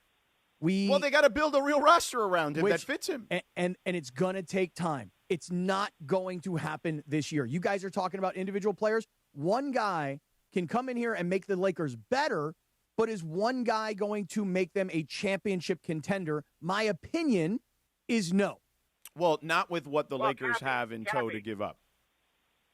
Cappy, yes, I don't know if you saw this. I'll send you this when I park when I get to wherever I am. If not, there was a clip that I saw yesterday. Mm-hmm. To your point about Luka, I think you'll like this. It was on Carmelo Anthony's podcast. podcast, 7 p.m. Yeah. And I knew George would have seen this. So it's with Melo and PJ Tucker, former NBA role player, champion specifically. And what they were saying is, it's really interesting that the Lakers don't have a veteran that can literally get in Luka's face, player, not coach, can get in Luka's face and just simply say, can you fight through a screen? I'm not asking you to be Dennis Rodman or Draymond Green defensively. I'm asking you, fight through a screen. Give me something. And they were really critical of Luka's defense and how there's literally nothing that he does defensively that they are interested in. But I thought, as much as that was the point, I thought it was interesting that they were saying the Lakers need a veteran, and they have the most tenured player in the history of the sport. Yeah, but that's not his role. His role is not to tell Luka what to do. That's a very touchy subject because if you're him, that's a no-win situation. If you're LeBron James and you tell Luka, hey, you need to play better defense, then it's like, oh, you're just – then the stuff starts – the rumblings start to happen of, oh, he's just jealous because he's no longer the lead guy and he's older now and this, that. That is a no-win situation for LeBron James. Everything you're saying is right, but it also probably proves why they shouldn't be on the same team. Yeah, but that's like saying we shouldn't have done a morning show with Sedano, Kap, and me. It is? No, I don't. Well, I agree with that. Yeah. Evan wanted to spread us around. I don't want to spread around. Really? Yeah, we're just going to put all the horsepower in one thing. Right, you're By right. the way, I the Lakers had a guy like that could talk to Luka and he wasn't a veteran guy like you're referring to, like old head. Dorian Finney-Smith was a guy that Luka really had a close relationship with. Well, he didn't seem to enjoy being on the Lakers, I got to tell you, based on some of the stuff that we saw there. Well, I think it was more about he wanted a certain contract that they were not willing to give him because they wanted flexibility. I don't think it had anything to do with anything other than that. All right. Well, It is interesting to me, though, that LeBron, being the elder statesman and being the long-term Laker that he is, and being the legendary player that he is, that LeBron no longer has the ability to pull this young guy. It's not the ability. It is it is a no-win situation for him, Cap. Like, what part of that equation didn't you get? A lot of it, actually. I didn't get a lot of it. Because if you're LeBron James with your resume and you're 41 years old, you'd and be you're the looking, first guy, Cap, to rip him to shreds, but saying wait a second. he's jealous of him. But wait a second. Let me just finish this. And you go over to Luka and you go, hey, listen, Luka, you're obviously a great player. You can score. You're incredible. And you know how much I love you and I appreciate you. And by the way, this is your team, okay? I'm just here to tell you that as your teammate and given my resume, I think if you did X, Y, and Z, that would help our team that much more. Evan, how do you think that plays out? Well, first of all, does it play out in public? The way Cappy said it is a fair way of saying it, but I think it needs to be a we, not a versus. In other words, like him saying to Luka, and I'm not saying that either of you are saying a versus, him saying to Luka, listen, we have a problem. You and I can't do this ourselves. Both of us need to do something at this point in our careers we're not excited about. So I'll do it if you do it, kind of thing. Like let's just. But LeBron already did it last year. LeBron, after the Miami game where they got blown out by 40 points, okay, JJ went to him and said, I need you to be the best defender on this team. And he was great defensively in a way that I hadn't seen him defend in a decade. Wait, hold on. Let me finish. See what happens. Hold on. So LeBron did that last year. He played defense in the regular season in a way I hadn't seen him play in a decade. And Luka did not. You know what I mean? It is what it is. So if I'm LeBron, I'm like, I don't know, man. I busted my ass last year on defense, and we got beaten 5. You know what I'm saying? I get it. I would, and on top of the fact, Cappy, it doesn't have to play out in public, but you know that's going to get reported. You don't think that in the NBA that's not going to get out? Like, come on. And then it gets reported, and then it's going to be just fodder, right, the entire time. Oh, he's jealous. He's this. It is a no-win situation for LeBron James. Why is he jealous, though? I mean, what's because the that's jealousy exactly part? where people will go. Come on, you don't. Come on, you're smarter than that. But jealous of what? What am I missing? There's one other LeBron angle that needs to be discussed. George, you don't have to roll your eyes. You don't have to put your head in your hand. You know what I'm talking about. No, I actually really honestly don't. I'm not jerking around. Are you serious? Yeah. So wait. So I'm going to come on the radio and I'm going to complain that LeBron is doing what? He's trying to encourage Luka to play better defense. He's trying to encourage Luka to go through screens. He's trying to be a better teammate. He's trying to help the team win. What am I missing in all of that? The narrative that will come out of that is LeBron James can't relinquish the reins of the team. That will be the narrative if that conversation were to happen and it were to get out in the public through reporting. Okay. Guaranteed. Okay. Now thank you for actually spelling it out for me. I guess I am I that pretty dumb. much said it the whole time. No, but you never said it quite like that. And, okay. And so sorry, good I didn't job. realize I had to be that. Yes, I'm that a detail. granular. I need yes. Granularity is what I'm all about, George. That's my middle name. Granularity. Okay.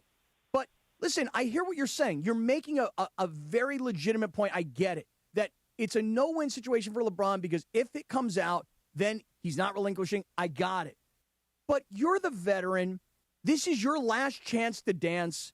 If you think you can win, then why not be the leader that you've always been? Because you've relinquished leadership? Do you think he thinks they can win? His course agent not. put out in July that they don't think they can win. Of course they don't think they can win. That's why I've been saying the entire time.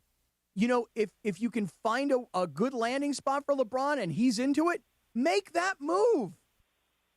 Well, guys, as I mentioned, there's another LeBron angle that needs to be discussed here.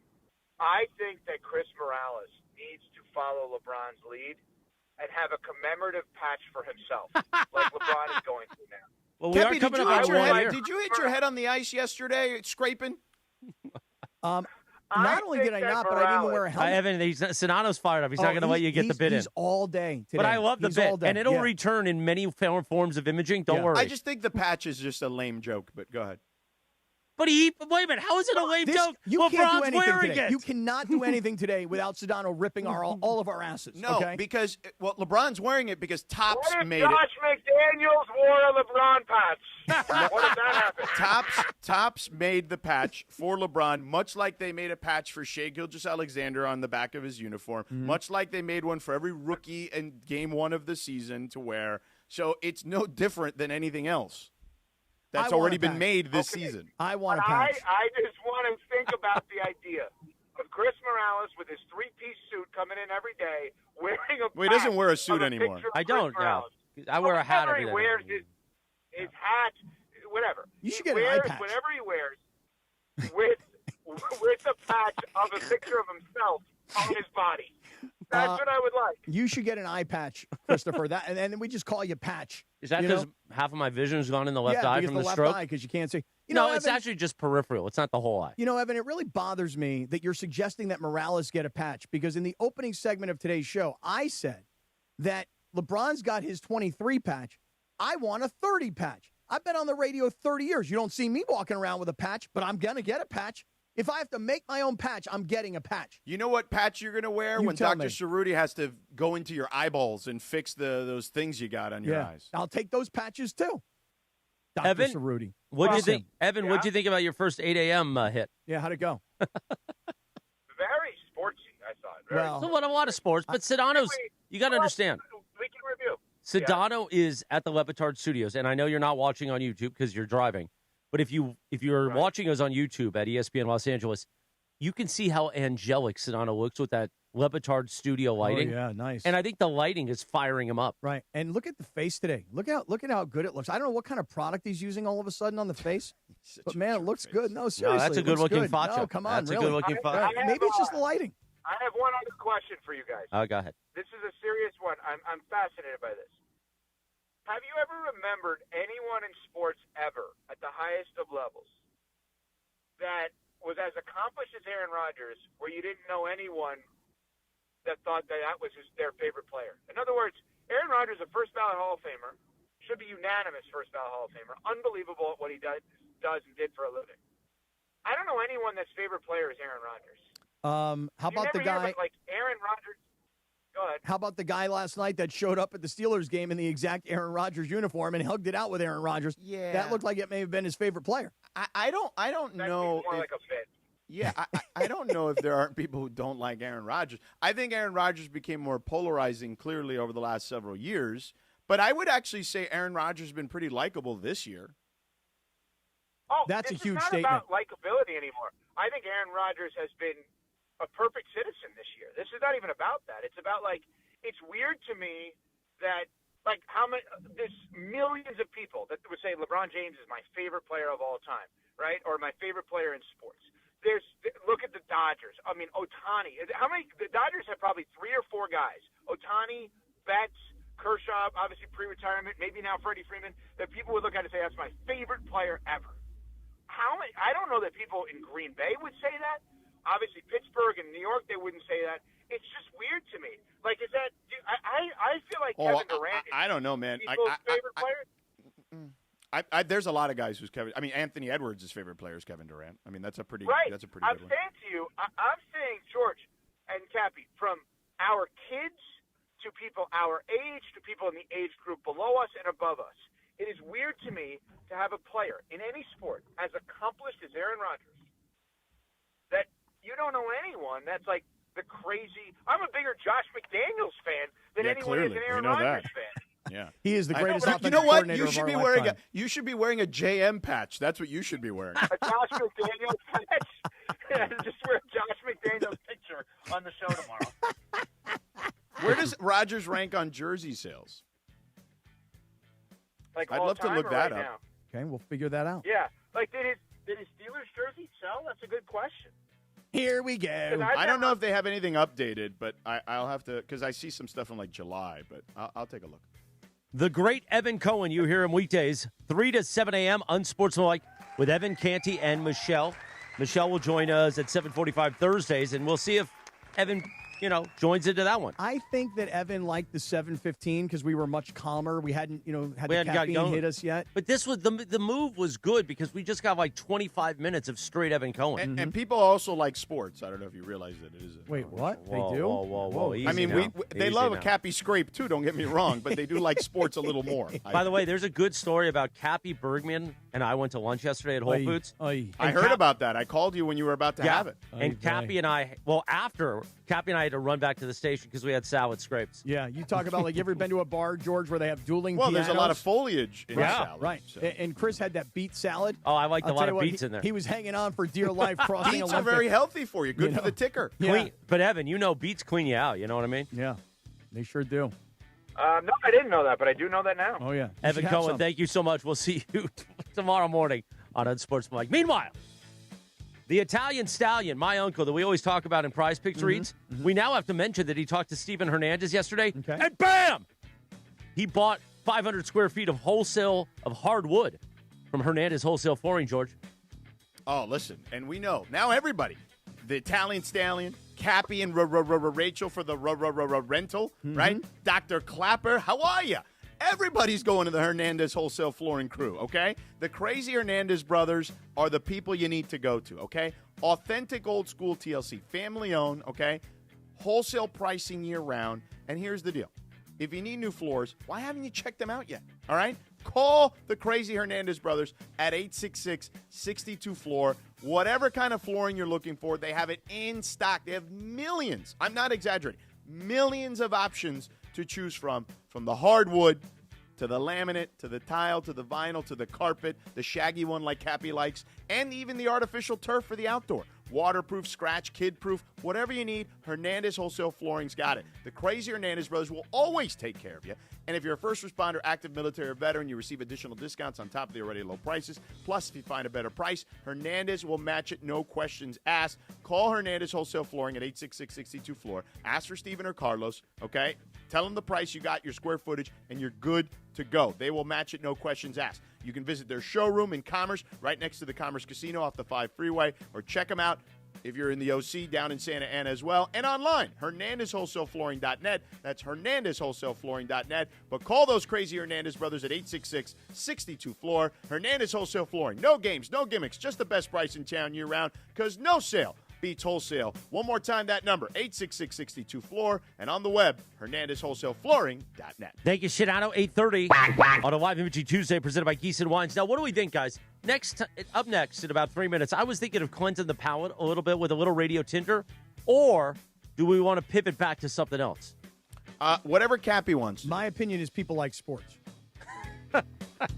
We'll figure out I'm what with George. Well, no, you know what? People like Lindsay more than sports, so let's go with Radio Tinder. So we'll cleanse the palate with a little radio Tinder. 3 minutes from right now on ESPN LA. The Sedano and Kap Morning Show. Join the club at Pechanga Resort Casino. New club members who sign up receive a $25 resort credit, as well as a chance to win $100 in bonus credit. Enjoy perks like earning club dollars with every bet, invitations to exclusive promotions and events, and much, much more. Visit the club at Pechanga to sign up and start receiving benefits right away. Your perfect entertainment resort casino combination is available at Pechanga, voted the best Southern California casino.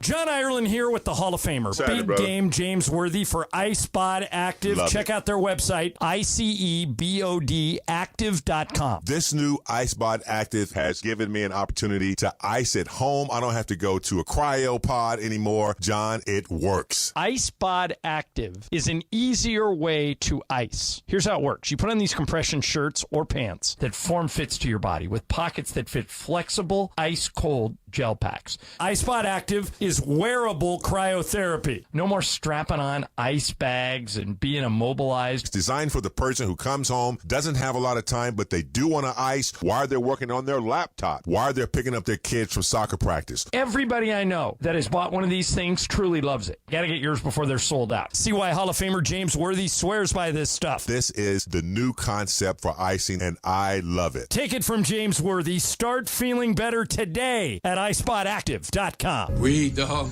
For a century, the Genesis Invitational has stood as one of golf's greatest stages, where the game's legends make their mark and history is written. It's official. The round that will long be remembered. Oh, yes! Ludwig Oberg. February 19th through 22nd, celebrate 100 years of championship golf. Experience the drama, the tradition, and the moments that define the Genesis Invitational. Get your tickets now at genesisinvitational.com.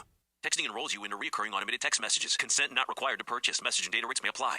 4? Man, my drives have been getting weaker and weaker. The same thing happened to me when I turned 40. Men over 40 lose more than just their golf game. Energy, strength, stamina, it all goes downhill. I got Nugenix Total T2 and started feeling like my old self in no time. America's most trusted testosterone-boosting brand is back. Nugenix Total T2. Crafted with a unique new formula that combines the ultimate free and total testosterone booster with a powerful nitric oxide booster that works in just 3 hours. Feel like a new man, leaner, stronger, with more energy and drive. Get your complimentary bottle today by texting BACK to 369-369 now. All right, let's test this out. Wow, that's on the green, man. Looks like I got my drive back. Text BACK to 369-369 for your complimentary bottle of Nugenix Total T2. Text now and we'll even throw in a bottle of Nugenix Thermo X, our most powerful fat incinerator ever. These statements have not been evaluated by the FDA. Product not intended to diagnose, treat, cure, or prevent any disease. You're hanging out with the Sedano and Kap Morning Show. Oh, Dion. George Sedano. LA, baby. Scott Kaplan. What's up, LA? What's up, LA? Hey. More Sedano and Kap right now.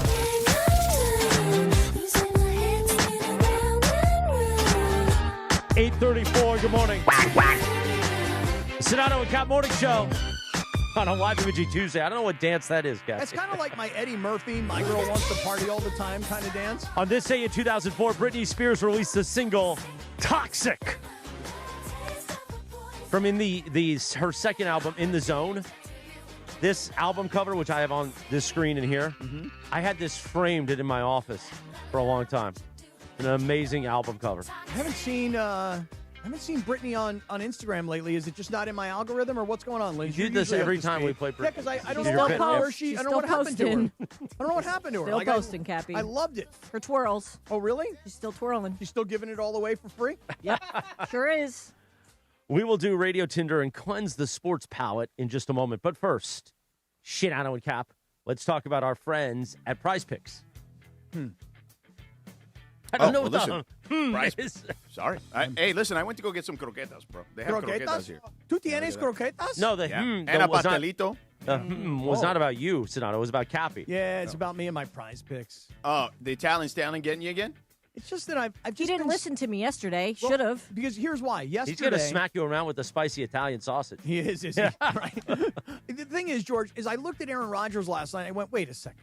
In a playoff game, a passer like Aaron Rodgers, even in a losing effort, is going to easily pass for more than 149.5 passing yards. And you know that last night Aaron Rodgers passed for 146 yards?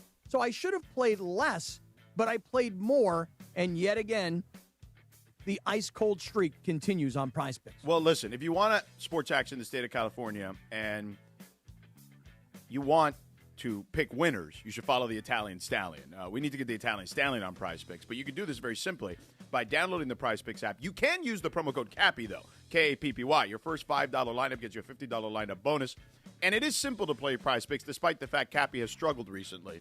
It's more or less. There's a stat projection for every player imaginable and every sport imaginable. You pick one of those, you go more, you go less, you bundle a couple of players together on those stat projections, and you can win cold hard cash. And so I've been talking about some of the new features on Prize Picks. So again, you download Prize Picks, you use the code CAPPY, K-A-P-P-Y, you make that first $5 lineup, you get $50 put right into your account. But I've been talking about early payouts. I would kill for an early payout opportunity right now. because the last time I had an early payout opportunity, I had a $20 power play to win $60. When it got to a point where it looked like I was going to win, Prize Picks gave me that opportunity. They said, hey, you want an early payout? I'm thinking to myself, well, I'm going to win $60 if everything goes the way I think it's going to go, but they're offering me $52 right now.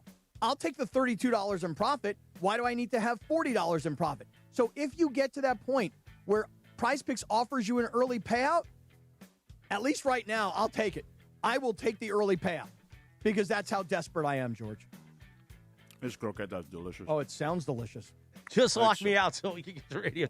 Download that Prize Picks app. Use the code CAPPY, K-A-P-P-Y. Make your first $5 lineup. Get $50 in lineups because on Prize Picks, it's good to be right, Cappy. Thank you so much. 8:37, the Sedano and Kap Morning Show on a Tuesday. It is time for a little Radio Tinder. And you know on Radio Tinder, we like to play a TV theme. Yesterday, January 12th, back in 1966, Adam West, Burt Ward came together to do one of the greatest shows in history. Batman! The original Batman debuted on ABC. Pow! Bam! Yeah. That's where the BAM originally came from. Yeah. Now, I wasn't alive in 1966, but as a child, this was my favorite show because it aired every afternoon in syndication on Channel 11, and I couldn't wait. Those were also the best Batman and Robin outfits. Oh, yeah. Back in the old school. And here's a little insight that you might enjoy. Hit the Radio Tinder thing because I'm going to go longer. Burt Ward, because Adam West came out with a book, Back to the Batcave in the mid-'90s. Right. And I read the book like 15 times as a child. I was a young teen then. Burt Ward, they had to put special stuff in his tights to hold down the schwanz. Come on. Yeah. Hold it down? Yeah, that's what I heard. Cover it up. Used to stand up? It was No, it's just he's well endowed, let's I mean, say. he's wearing like underwear. Right, pretty much, yeah. Really? It's that significant, huh? Yeah. Give that All right, brother Linz, some go ahead, paper. please. No, I got to do a read. Hold on. And now you're going to talk about hardwood? Exactly. Radio Tinder made possible by Hernandez Wholesale. Hernandez Wholesale Flooring. If you're in the market for new flooring, shop at Hernandez Wholesale Flooring, where every day is a deal. No gimmicks. Call 866-62-FLOOR or go to HernandezWholesaleFlooring.net. No sale beats wholesale with Radio Tinder today. Take it away, Vanessa Lindsay. Thanks, Christopher. All right, so everybody on the internet yesterday, the day before, were losing their mind over this exchange from the Jacksonville Jaguars post-game press conference with their coach, Liam Cohen. So here's the exchange. I just want to tell you, congratulations on your success, young man. Thank you. Hold your head up, all right? You guys have had a most magnificent season. Thank you. You did a great job out there today. Appreciate so you just hold your head up, okay? Thank and you, ladies and gentlemen, Duval, you the one, all Thank right? you, ma'am. keep it going. We got another season, okay? I appreciate Take care and much continued success to you and the entire team. Thank you, ma'am. All right, so that was Lynn Jones of the Jacksonville Free Press, who has been covering the team, I guess, and a journalist in the area for like over 30 years. People were losing their minds, saying how unprofessional it was. This is not the time and place to do that. Everyone pretty much weighed in on it. And then last night, she went on her local news station, WSJXT, and here was her response. So, Lynn, I do want to bring out, because this also has a lot of mixed emotions and how people are responding to this. Yes. So Adam Schefter wrote, this is an awesome post-game exchange between a reporter and Jags head coach. But then Mark Long, who's an AP reporter, kind of went in on this. Yes. And he said nothing awesome about this, called you fake media, said that you shouldn't even have been up there asking those kind of questions. So when you heard that, how did that make you feel? I don't take no offense to it. Listen, I've been in this business more than 25 years. I've interviewed from Barack Obama to Terry Bradshaw to, what's my guy named Tiger Woods. So he can say whatever he wants about fake news. I am a member of the Black Press, NNPA, the National Newspaper Association that's been around more than 100 years. I'm the associate editor of the Jacksonville Free Press, one of the more than 230 African-American newspapers still printing in this country today. In Jacksonville, you had the Florida Star since 1955. We've been around since 1986. In Philadelphia, the Philly Tribune has been printing since 1884. In my hometown of Detroit, the Michigan Chronicle has been printing since 1935. So support the Black Press. So you can call me fake all you want to, honey. I've been doing this a long time. Let me tell you something. People know me. People know me. So I want to know, like, which side? What side of the debate do you guys come out on? Cappy, you go first. People know me. So look, Is it a customary thing for a media member to try and say to a coach or a player after a game, keep your head up and you have a lot to be proud of? Obviously, we have not really seen much of this. You hold your head up. I do think, though, that what happens is that when you've been around a team or a community for a long time, and as you get older, you start to realize, wow, these coaches and these players, they're kids. So let's just say I'm making it up. Let's say she's 65 years old, and let's say Liam Cohen is not even 40.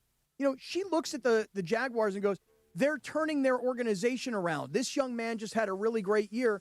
And so she used the moment rather than to ask a question, but to give him some encouragement because she is a member of that community. I know a lot of media people were so offended. How dare she? But you get to this point where you're older and you look at these guys that are younger and you just have that motherly or fatherly sort of advice.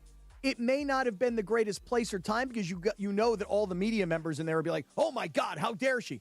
But I was not nearly as offended as everybody else seemed to have been. I feel the same way. I was not. I do understand. Again, two things can be true. I have zero issue with what she did. I think was fine. Like, I would not have, if I was sitting there, and I've been in these press conferences, I'm sure like you have, Cappy, a million times. And, sometimes those things go off the rails for one reason or another. I don't believe this was one of those cases. I do also understand. And by the way, I know that, she laid out her credentials as an important member in the Jacksonville community, particularly amongst black media. But Jemele Hill, who was a columnist at one point and has been around covering sports for many, many years prior to her exiting sports, also didn't think it was an appropriate time to do that. So I just wanted to make sure that I've known Jemele a long time, and she's been in a million press conferences over the years when it came to anything, but sports in particular. So she also took offense to it. It wasn't just Mark Long of the Associated Press or whatever. But I get it. Like, you're there. You have you have a finite window to ask questions on the record of the head coach. So I get the guys who are there who are on a deadline, right? Trying to get their stuff out there. And that's one less question that they're going to be able to get out there to get the fans what they want in regards to answers on how the game turned out. So I think two things can be true. I had zero issue with what she said. I don't care because I'm not working on some deadline, but I do kind of understand the people who are. Oh, I totally get the hardcore media types that are like, lady, that's not journalism. It's not your job. No, but it's not even not journalism. Sedano's point is you're on a deadline. Yeah, you have to hit a certain time. If not, it's not going to hit publication. And you're writing a story. Remember, we read the stories that come out based on that room. So that's one less question about the game that a reporter, not asking a question, but somebody who's just working on a story can write about. Okay, but let me ask you guys this question. 19 seconds is all the time. It's not about the time frame, though. But let me just balance it out. It's the last press conference of the last game. Well, but here's the thing, Linz. They're going to have every team has like a post-mortem that's not just after the game. I know. I've been in plenty of locker rooms covering games. And they have like exit meetings, and the coach will be available again, and you can do that. That will have a longer runway to it. Right. I just don't think that there's...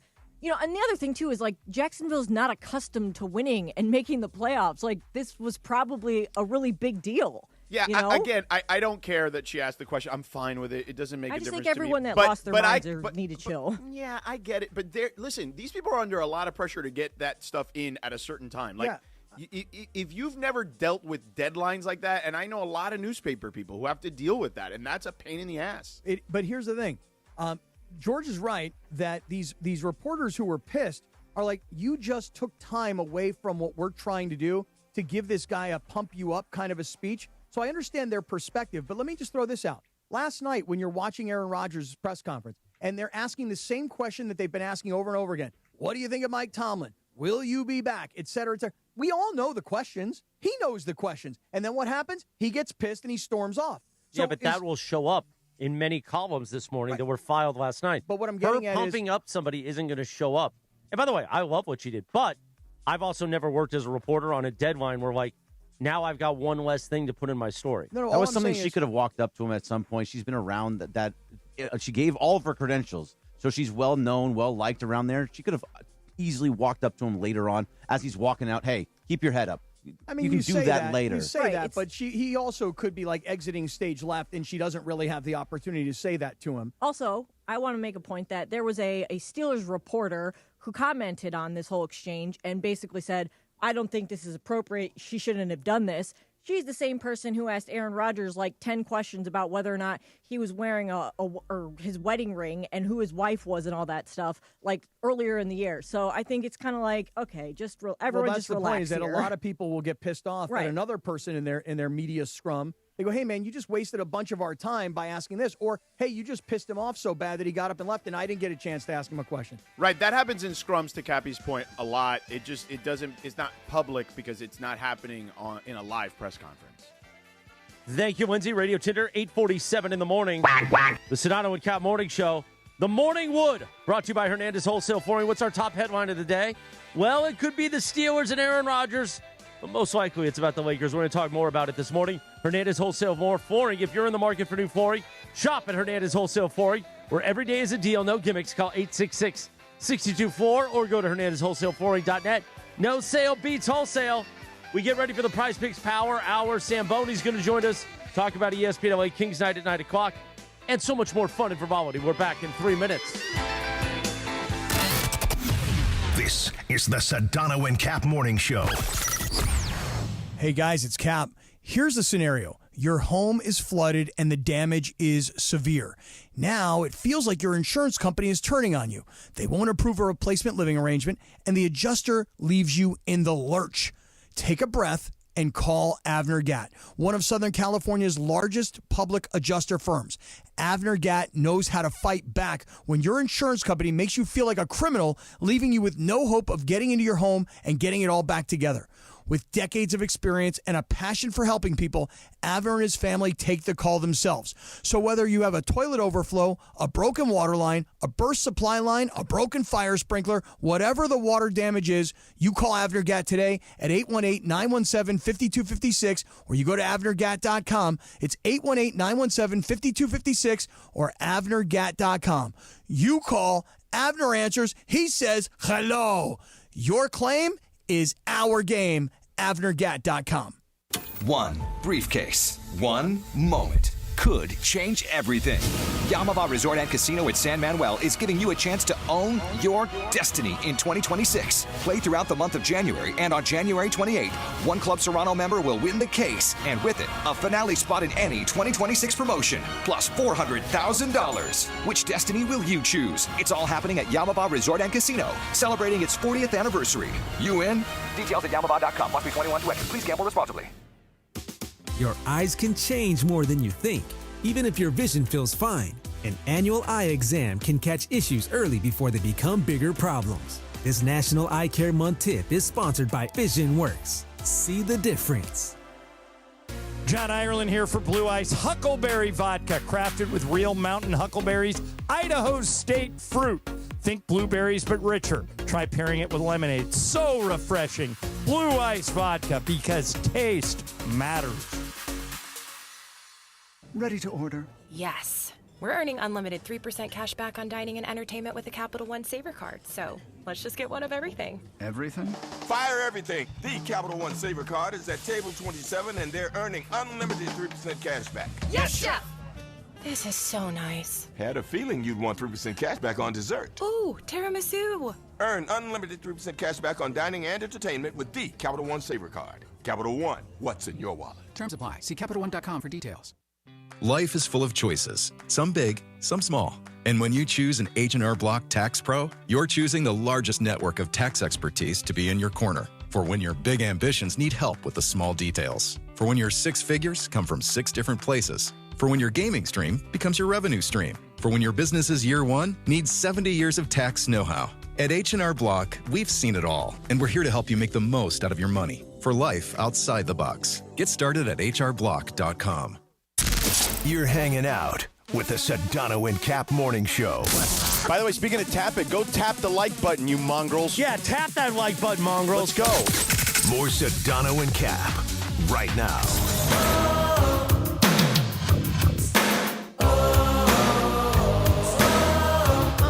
8:51. Good morning. The Sedano and Kap Morning Show. On a live imaging Tuesday presented by Geese and Wines.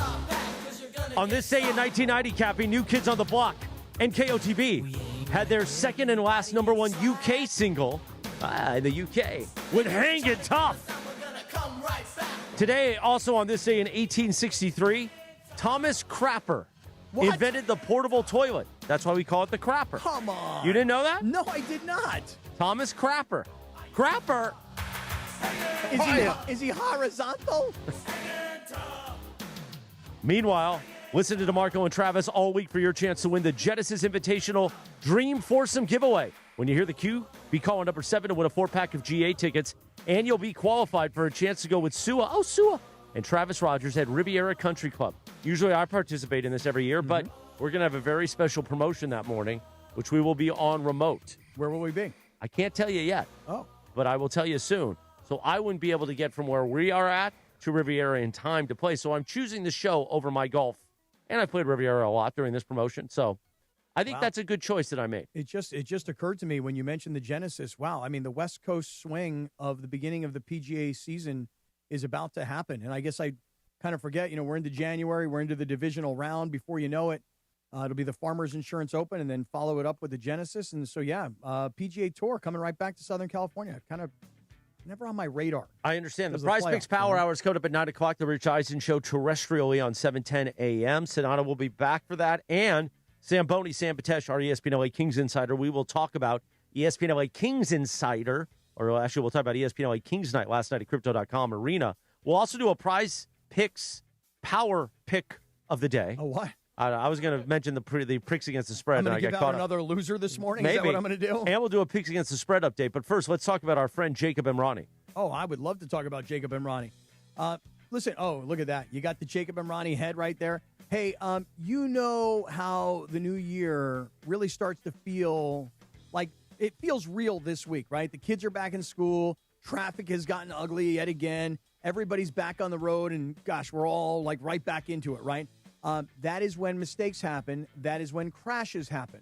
So let me talk to you about those first few moments. This is critical after an accident because you're shaken up. Your heart is racing.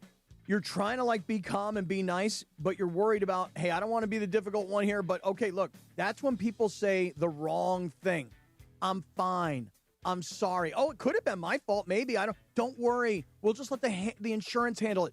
Just honestly, don't do any of that. Because the insurance company is listening for you to say things like that. They'll write it down, they'll twist your words, and then they'll use them to pay you as little as possible. So what should you do? First things first, get safe, okay? Take pictures, get information, get checked out by a doctor, and then call Jacob. Because the law offices of Jacob and Arani, they have a new phone number. 800-345-6789. It literally just goes in order. You can remember. And listen, the law offices of Jacob and Ronnie, they are the chosen legal partner of the Rams.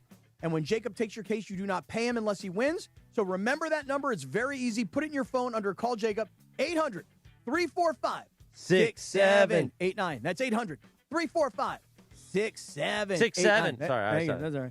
Or go to calljacob.com. Call Jacob. He has your back when your whole world gets hit out of nowhere. Thank you, Cappy. Now, coming up, we mentioned Sam Patesh will join us. Also, the big CY, Quentin Yates, is going to come in studio. Then the Prize Picks Power Hour, and we will do a picks against the spread update.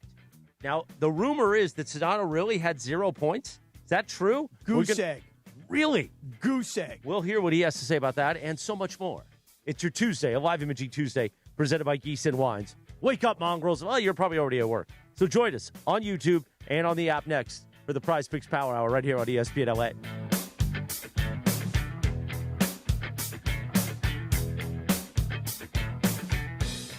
One of LA's best kept secrets in the heart of Los Angeles, East Central Hotel offers effortless accommodations and unparalleled accessibility. The East Central Hotel is for everyone looking for entertainment with their trendy spacious rooms, a renovated gym, and a patio lounge for breakfast, dinner, and drinks. Stop by their incredible Nixo Lounge before your next event at LA Live. Book your stay at eastcentralhotel.com or call 213-748-1291 today at Entertainment's official address.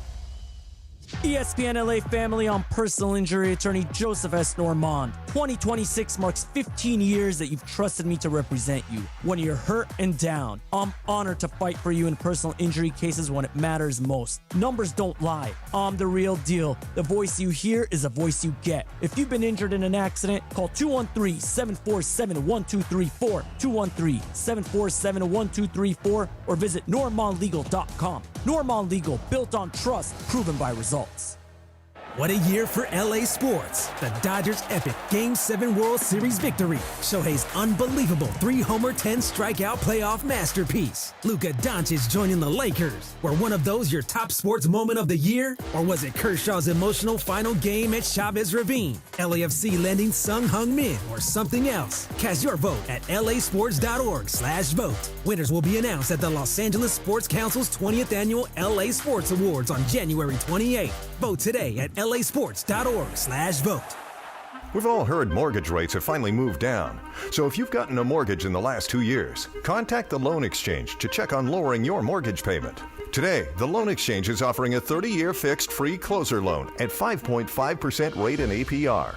That's right, there are no closing costs. Wow! You can lower your monthly payment without increasing your loan balance. Isn't it worth a few minutes of your time to find out how much the Loan Exchange can lower your payment? By the way, if rates go down further next year, you can do the same thing again without any closing costs. Call the Loan Exchange at 855-752-9944 or go to theloanexchange.com for a free closer 30-year fixed rate and APR of 5.5%. NMLS 1637539. Loan subject to credit approval. See website for licensing information, loan terms and conditions. Equal housing lender. Call 855-752-9944 or visit theloanexchange.com. Your next Subaru is waiting for you at Subaru of Glendale. Lease a brand new 2026 Subaru Outback Premium CBT for $349 a month plus tax for 36 months. One at this payment. VIN TY 457-11-3. MSRP $37,275. $33.99 due at signing. Call 888-855-6434 or check out SubaruofGlendale.net. 7,500 miles a year. Model code TDD-11. Must take delivery by February 2nd, 2026. Subaru Motors Finance. Lease rates extended to well-qualified buyers with above average credit. Subject to credit approval. Not all buyers may qualify.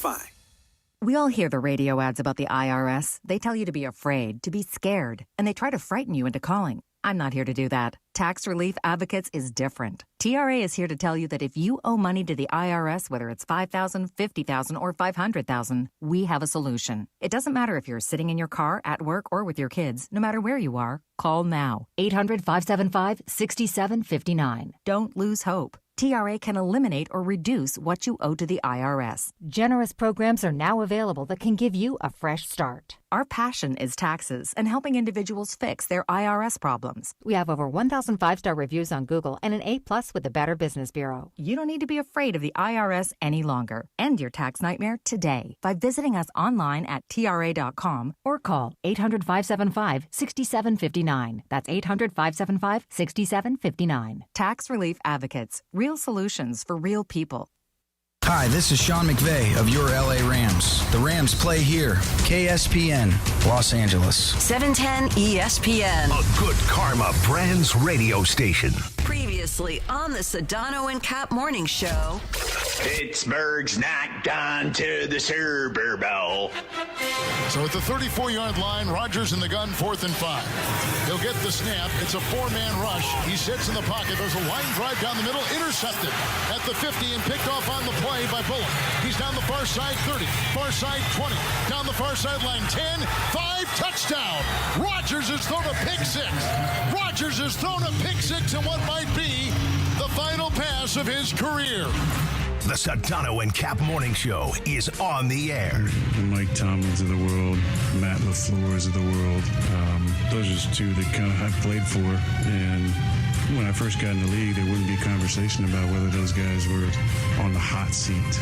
You know, but the way that the league is covered now and the way that there's snap decisions and the validity given to the Twitter experts and all the, experts on TV now who make it seem like they know what the hell they're talking about. To me, that's an absolute joke.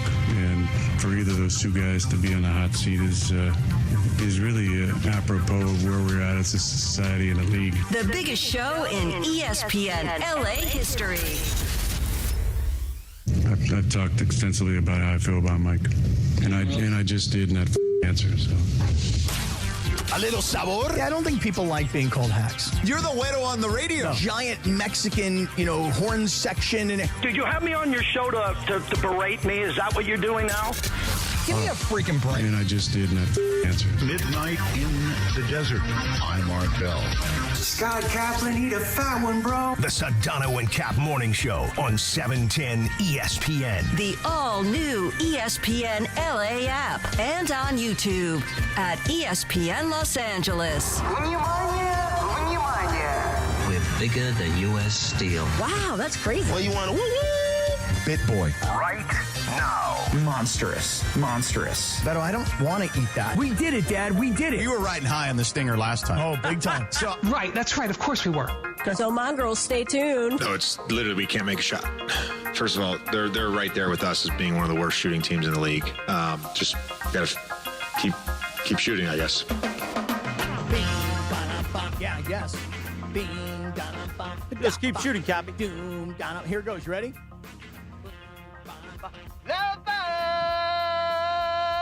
9:02 and 40 seconds. Good morning. The Sedano and Kap Morning Show is on a live imaging Tuesday presented by our friends at Geese & Wines. The Prize Picks Power Hour begins. Thanks to Prize Picks. Download the app today and use code CAPPY, K-A-P-P-Y, to get $50 in lineups after you play your first $5 lineup. That's code CAPPY to get $50 in lineups after you play your first $5 lineup. Prize Picks. It's good to be right. Cappy, you heard it there. JJ Redick losing his mind already. Mm-hmm. Well, not already. It's been building. Yep. It's been building and building and building. But it's not LeBron's fault, man. His head is going to blow. It's not LeBron's fault. His head is going to blow. It's everybody else's fault, but not LeBron's. Mm-hmm. Get out of there. It's going to blow. Exactly right. And your Steelers last night, well, Pittsburgh's not going to the Super Bowl. We know that now. Here we go. Steelers. Here we go. Pittsburgh's not going to the Super Bowl. It's going to be all right. Keep your head up. That's right. Mike Tomlin, young man, is going to be all right. Quentin Yates, the Big CY, will join us. Sedano will return. I think he's doing a bit right now on the Webitard show. Something with Poppy. Something with Domino's. And Poppy. Yeah. Domino's and Poppy. Okay. I think that, producer Emily had so you know the Poppy bit on the Webitard show, his dad, right? Mm-hmm. That kind of Pepe could be that for us as a whole, not just this show, but Pepe's kind of like our Poppy across the whole station. So they got Poppy. They got what? Poppy. No. Yeah. We got Pepe. Yeah. Come on, copy. So at what point do they tell us, hey, you're hacking our bit? We had Poppy before you had Pepe. No, but we had Pepe, and we didn't even think about Poppy. Now we got a Pepe versus Poppy. In fact, oh my God, that's not a bad idea. A loser leave town death match between Pepe and Poppy. Oh, that's mean. I keep saying Poppy. I don't know what's wrong with you. Because Pepe and Poppy is hard. Does Poppy ask for parking all the time, or is that just... People know me. Oh, people do Or they know let him you. in the building. That's for sure. And we will do the Prize Picks pick of the day, plus the real deal, the dealer's choice with you, Cappy. But last night was ESPN LA Kings night at Crypto.com Arena. We spoke about it earlier, and I am one to rip Mike Altieri, the SVP of the Kings, because he never gets anything done, and he spends all the budget on his hair. But I have to give him compliments, because last night he worked in conjunction with our very own Sam Batesh, our ESPN LA Kings insider. We call him Zamboni, to create a great night that Mason screwed up because he didn't have a voice. Because his moneymaker didn't work. But guess what? John from our social team stepped right in with his brother, sang the national anthem. We'll bring audio of that later on this morning. That was an upgrade. Would you not agree? It was an upgrade. Yeah. Zamboni was banging the drum, and the last time I remember paying so much attention to who was banging the drum at a Kings game was when Marty McSorley, in his members-only T-shirt from 1985, was up there banging the drum. For me, but Zamboni did a great job on that drum. He did. He beat the hell out of that thing. For me, the last time I paid that much attention to the drum was opening night this year when Bruce Dickinson, the lead singer from Iron Maiden, he banged the drum. And then me and Bruce started talking on Twitter, like we started going back and forth, DMing each other. And I thought, I want to have Bruce, the lead singer of Iron Maiden, in the show. And then I thought to myself, Sedano will not know who Iron Maiden is. Sedano will not like Iron Maiden. And Bruce told me that he's going to come in here and he'll never shut the hell up. So I had to shut it down. And then you officially got your dream of being part of the ice crew, and you got to scrape on the ice. You were an ice scraper. I did. Only disappointment of last night is my inability to utilize technology because Parker, who's our man, he gave me the Meta glasses. Right. And all I had to do was push a little button on And the you side didn't? of the Meta glasses. And you were going to see my POV from the ice. And, of course, I don't know how, somehow, some way, I screwed up the Meta glasses, and I never was able to actually see my POV. Meanwhile, Zamboni now joins us in studio. Good morning, Sam. Hi, Zamboni. Can I say one thing? For those that are on YouTube right now, I mean, Cappy and I don't have the same jacket on, but this is a good look. I mean, for you to have this for segments when we talk hockey, this is a nice. I tried to buy one yesterday, but they wouldn't let me into the Team LA store. So it's interesting because we have controversy surrounding the jacket, by the way, already right out of the gate. I would like to tack on. Let me guess. He was supposed to give the jacket back. You were supposed to give the jacket back. Coming out the ski store yesterday. But wait. Amazing. But wait. I want you to do this for me. Yes. Just do this for me. Don't tell me about a jacket controversy. Tell me about multiple jackets controversy. Exactly. Because I don't know where this is going. I really don't. So you took a jacket. The jacket you're wearing was supposed to be left with the ice crew. You didn't even put it on, so it's not like you really wanted it that much, right? You won't even wear it. No, I wore it last night during the scraping. Right, for sure. Right. And then I brought it today specifically because I knew Zamboni would be here, and I wanted to proudly display my jacket. But I promise you this. It's going back. There's more to this story. Yes, and I don't there even is. know what Sam's going to say. Let's unpack it. But I know there's more to this story. So I just thought it would be perfect to do this with Cappy without him really knowing. I tipped him I said, there's something about the jacket. And of course, he has a feeling. But I will say, to Cappy's credit here, and just to come to his defense already, 2 wrapped in plastic jackets sitting on a chair waiting for Scott Kaplan. And he had said I could be a large or an XL, admittedly. Yeah, I didn't know what size I was. Did you take both? By the way, George Sedano rejoins us from Miami at the perfect time. Saw Good the morning, video. The video's fantastic, Cappy. George, wait. I want you to adjudicate what you're about to listen to, George. So listen very, very carefully, because granularity and details are critical to the story that is about to be told. And I don't know what Sam's going to say, and he doesn't know what I'm going to say. So listen carefully so you can adjudicate. And I'll also say that I was surprised at the text message that I got late in the evening as well. Okay? So I showed up with Cappy. We walked over. We were talking about Cal Exotics on our way over, actually, which we'll get into later. But you know what that is, Chris? I know. So George, just to set it up, obviously, Cappy's part of this crew. And by the way, he's not taking somebody's job, right? He's an extra piece of the crew. I was number 11. Correct. Which is very cool. Very cool. But George, we show up on a seat where Cappy's clearly going to sit down and put on his skates. There are 2 wrapped in plastic, and unless they came from a very special, dry cleaning delivery service, they look new. Brand new stuff. With an L and an XL sticker on each one. Mm-hmm. And Cappy's kind of trying it on, and he's asking Tim from our social team, which one looks better? I go with the hood. The large is good. You don't need to go too big here. It's great. So Cappy picks it up. I don't think about it again. I'm thinking, great. I'm glad they gave Cappy a really cool jacket, and he'll remember this forever. You could frame that Ice Crew jacket and to commemorate the event. I would not frame it. The only reason is because I thought every time I go to a Kings game, this is now my Kings merch. Exactly. I'm going to show up every day that I go to a Kings game, and this is going to be my jacket. And there's almost a part of it that looks like we would do this for a partner. There's a blue California patch on it. It almost looks like when there's giveaways. A special patch? Usually there's a partner patch on it, right? Right. Not like Chris's eye patch, but it looks nice. And so I thought, okay, in my mind, there's no way the Cappy's not taking both. Like, one is clearly an amazing gift. It's already wrapped, especially, and I think he's asking Tim and I in the moment because he doesn't even want to open both because he knows it's a better gift if it's left unopened. So if the large fits and he doesn't have to go to the XL, now he's got a perfect ready-made gift. Amazing. I can You'd also stick say that right in the prize closet. Exactly. Now I'm thinking, So here's the real quick.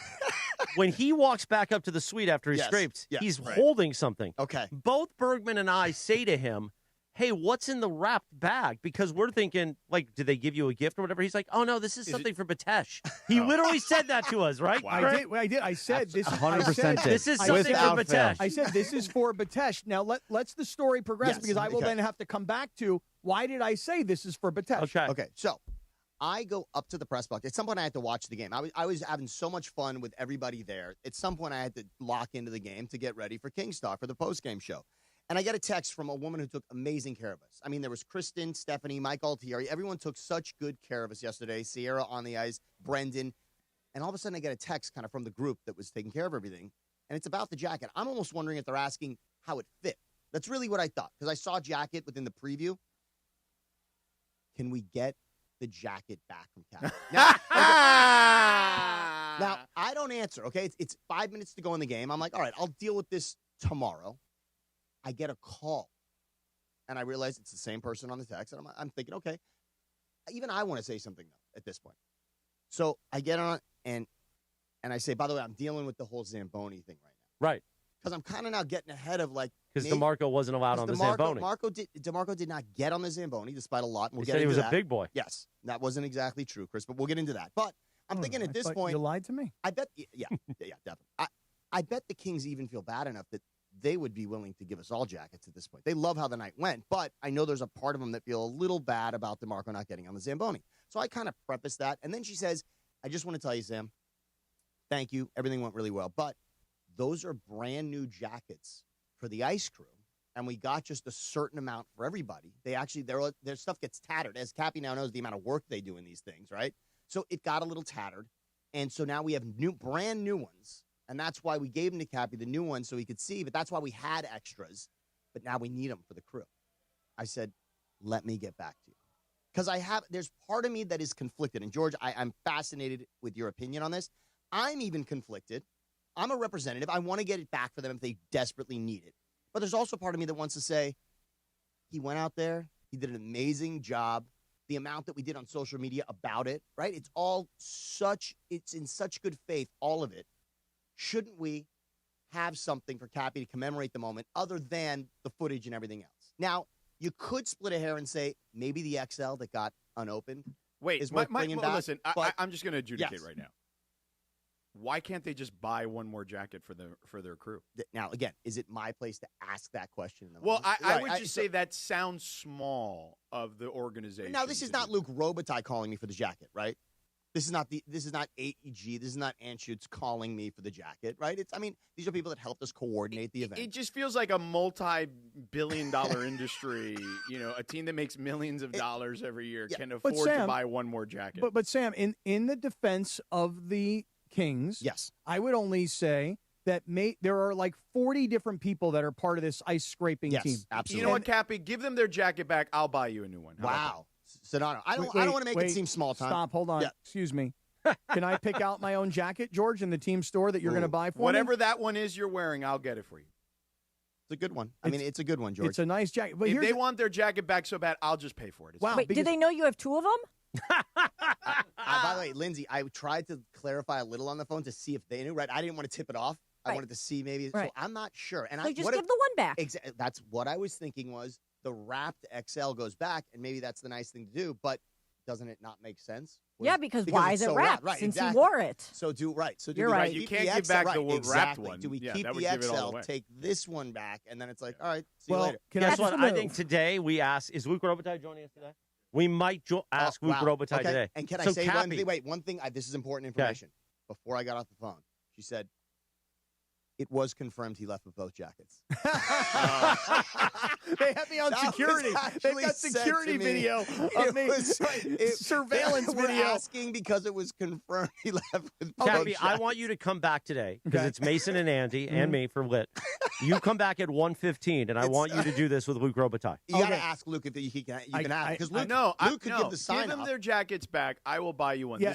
This is honestly silly. But I George, actually can I think say that's this pretty. Much? George, it's pretty. Look, I'm going to be honest. I don't care. Like if they want to be pissed at me, they can be pissed at me. They can be happy with the station. They can take this out. This is a Sedano opinion. This is not representative of 710 ESPN. I think that's weak. They're asking you. Okay, can I also say one thing, George?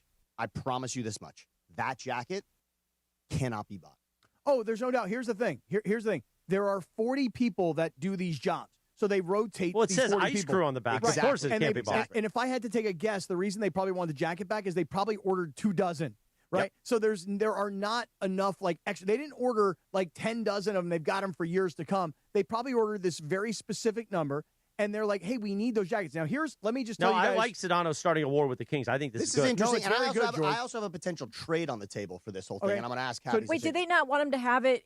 Maybe it's the number of jackets, but maybe it's because maybe he's they should worry about beating the Oilers in a playoff series as opposed to giving Cappy a jacket. There it is. By the way, Quentin Yates now in studio with us as well. Thank you. There are way better looking jackets than the one you have on, though, Scott. Yeah, but turn around. Wait. I've seen let's that. get the full. Again, You got to get the full. But that doesn't do nearly as much for you as you think it does. The jacket you have that's all silver, Sam, is a flat-out better-looking piece of outerwear than that one, even though that one says Ice Team. Then let me ask you this, Clinton. Will you come with me to the pick you team up, to help you store? pick one out? Yeah. You help There's me a pick lot it of out. fresh stuff. Well, hold George on. will pay for it. Does the one that Sam, does the one you have, is that also team issue only? The shiny silver is available at the Team LA store, Okay, or at least it that's was. That's the one I wanted, but they wouldn't let me in the store yesterday. I obviously took the only extra small. That's but yes, the one you want. It's still there. Yeah, that's the one that looks good. So let me just give you guys my perspective on this, George, because this is an important thing. After my whole story yesterday about the skis and the karma and finding my skis and everything that's else. What was fascinating to me also here. Let me tell you what I did. Let me tell you what I did last night. So when By the way, nose cam is a good angle for this, Jeff. So when I went to when I got this jacket on yesterday, I did think to myself, well, this is a nice gift they're giving me. This is really lovely. Okay, yeah, absolutely. And when you're an NHL team, an NFL team, a jacket like this, they must have 1,000 of them in the back, exactly. right? So they gave me a large and they gave me an XL. I tried on the large and I said, okay, the large fits. But now I have the XL. And my thought process was, do I just leave it and just leave it behind, or am I responsible for it? Interesting. So I took the XL. Nobody's believing you. I was going to say, this is total BS. Yeah, nobody's believing you. True story. All you're thinking about is, who can I give this for Christmas? Now I can't buy you the jacket because you're lying to yourself. Yeah, you're lying. We know you. That's it. Jacket offers off the table. You guys don't understand. When I got to the suite last night and you said to me, what is that? I said, it's for Batesh. Why did I say that's for Batesh? Because I literally brought the jacket thinking they're going to ask Sam for the jacket. And rather than me saying, well, I left it in the locker room, but then somebody else might have taken it, and then I'm responsible for it, and then Sam is responsible for it. So you must have been really good at lying to your parents. Because this is a this is such a a crock of crap. Right, plausible deniability strings everywhere. I'm gonna everywhere. Okay, I'll tell you what. Maybe this will make you believe me. Okay, I understand that nobody believes me so far, but I actually did think to myself, maybe they want this large jacket back too. Now I took it last night because I knew I wanted to wear it this morning. But let me show you what I've left on this jacket. Ooh, okay, I'm interested here. Okay, here it goes. Taking off the Taking jacket. it off. Taking it off. Taking off the jacket. And on the jacket, you will What do we notice get? Let's see. that I still have the tag. Oh, there's a tag. on the this jacket. is a Cappy special. Because Wow. I thought to Interesting. myself that they might want it back so that it looks and feels That brand was new. reasonably convincing. I The left tag tells me it's a radio bit. The on the tag tells me jacket. he wore it for the show. Really? Yeah. No, he does. The Yeah. tag tells All me he wore it for the show, and he wasn't convinced yet. that it was mine. Right. Interesting, So Gabby. I have this good large save. jacket, and I have the plastic it came in. No. I even have the extra large jacket. Wow. And the thing is that when I thought about what you're saying, which is I could have given it to Chris. It's an extra large. He might have liked it. And he was looking for a jacket yesterday, specifically. I could have Is given it to Chris someone gonna else. fit in an XL these days? I know he's lost 100 pounds. Whoa. Yeah, Just you will. curious. Yes. But yes. the back of the jacket. You're saying I was smaller? No, I'm still an XL. Thank you. Though. But the back of the jacket that says Ice Crew, So cool. to Clinton's point, I don't want to walk around like I'm some Ice Crew kook. Yeah, you're not on the ice crew.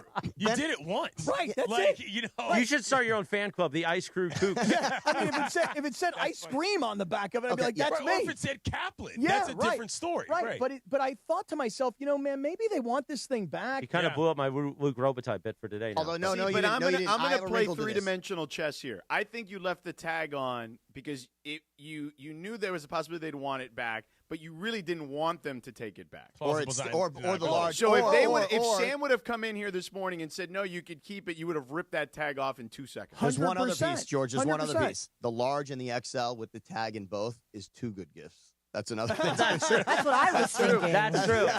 I think what I need to determine He would have given that away on Kaplan and Crew at some point. Today it's a giveaway. I need to see the actual security footage. Well, I need to see the look on your face when you were making these Right. decisions. That's extremely important to me. Now, I got to watch the film to make a determination on whether or not you were in position. Zamboni, as you know, when we were sitting in the back this in is the true locker also. room, Another gift. Yeah, you're right. I was having a very bad hair day. Okay, my hair the Jufro was just poof, like it was everywhere. Oh, stand right? by for a second. We actually have 2 breaks to take in this hour. So Okay. before we get loose, I'm going to do this. Let's you and Sedano do a Prize Picks read for the Prize Picks Power Hour. We'll take a 2-minute timeout, and then we'll be back and finish this. All right, listen. 3-2. Cappy, if you want sports action in the state of California, PrizePicks is the place to be. Download the PrizePicks app. Use the promo code Cappy, K-A-P-P-Y. Your first $5 lineup gets you a $50 lineup bonus. It's very simple to play PrizePicks. It's more, it's less. If you were going on hockey as your action for the night, right? It could be goals. It could be assists. There'll be a projected stat line there, a projection for it. So they'll have a projection, a stat projection for that particular sport. In hockey, again, as we mentioned, goals or assists potentially.